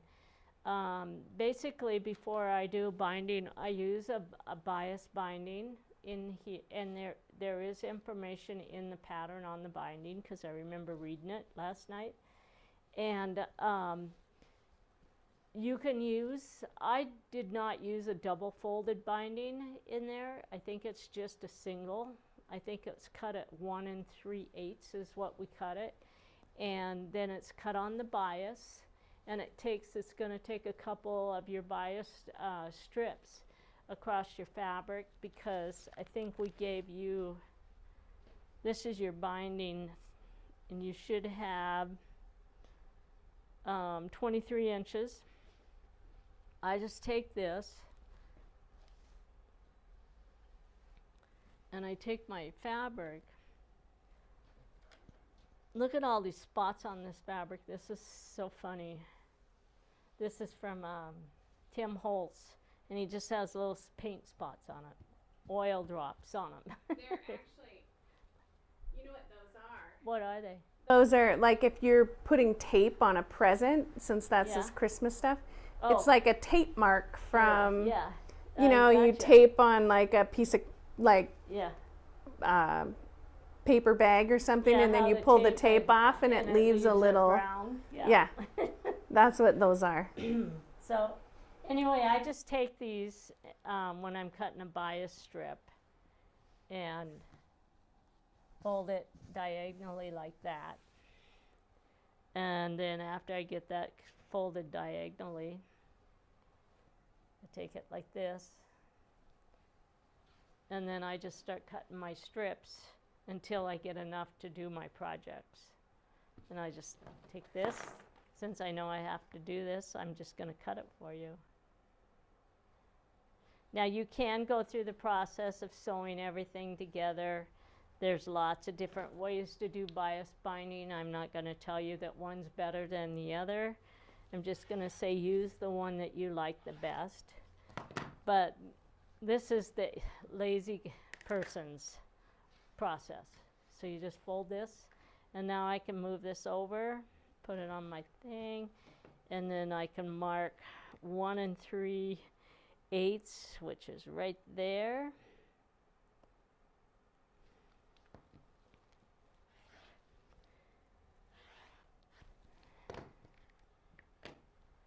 And I have enough to go around the whole thing. So basically it's 2 of those cuts are going to get you all the way around there. So you're going to have 8 pieces basically cut like that. All right? And you can actually take this piece and fold it up like that in order to get all those cuts as well. So I think that's pretty much covered everything on this little project. They're pretty easy to do. So if you want to, if you didn't buy a kit and after watching it you think, oh, I want one of those, check out Quiltster Marketplace at Quiltworx.com, and then in the marketplace you can search under kits for Scandinavian Snowflake. There's lots of kits listed there. This video will be around always on our YouTube channel. Although today we're going to have to download it off of Facebook and then reload it back onto YouTube because we had the break in the live stream. So we'll take care of that here and then get it published for you. But yeah, you can, if you didn't do the box program, you can just buy a kit. You can buy a pattern and choose your own fabrics and tune in with us whenever you want. If you still want to do the box program, we can get more boxes going for everybody. So feel free to go order them if you are interested in that too. And I think with that, we are at the end of today's video. So I think that's everything. So thank you guys all for tuning in. Sorry about the issue on YouTube, but we will definitely get you a full-length video posted there by this evening. So all right, I'm going to say goodbye to everybody. Okay, we're going to turn all the streams off here.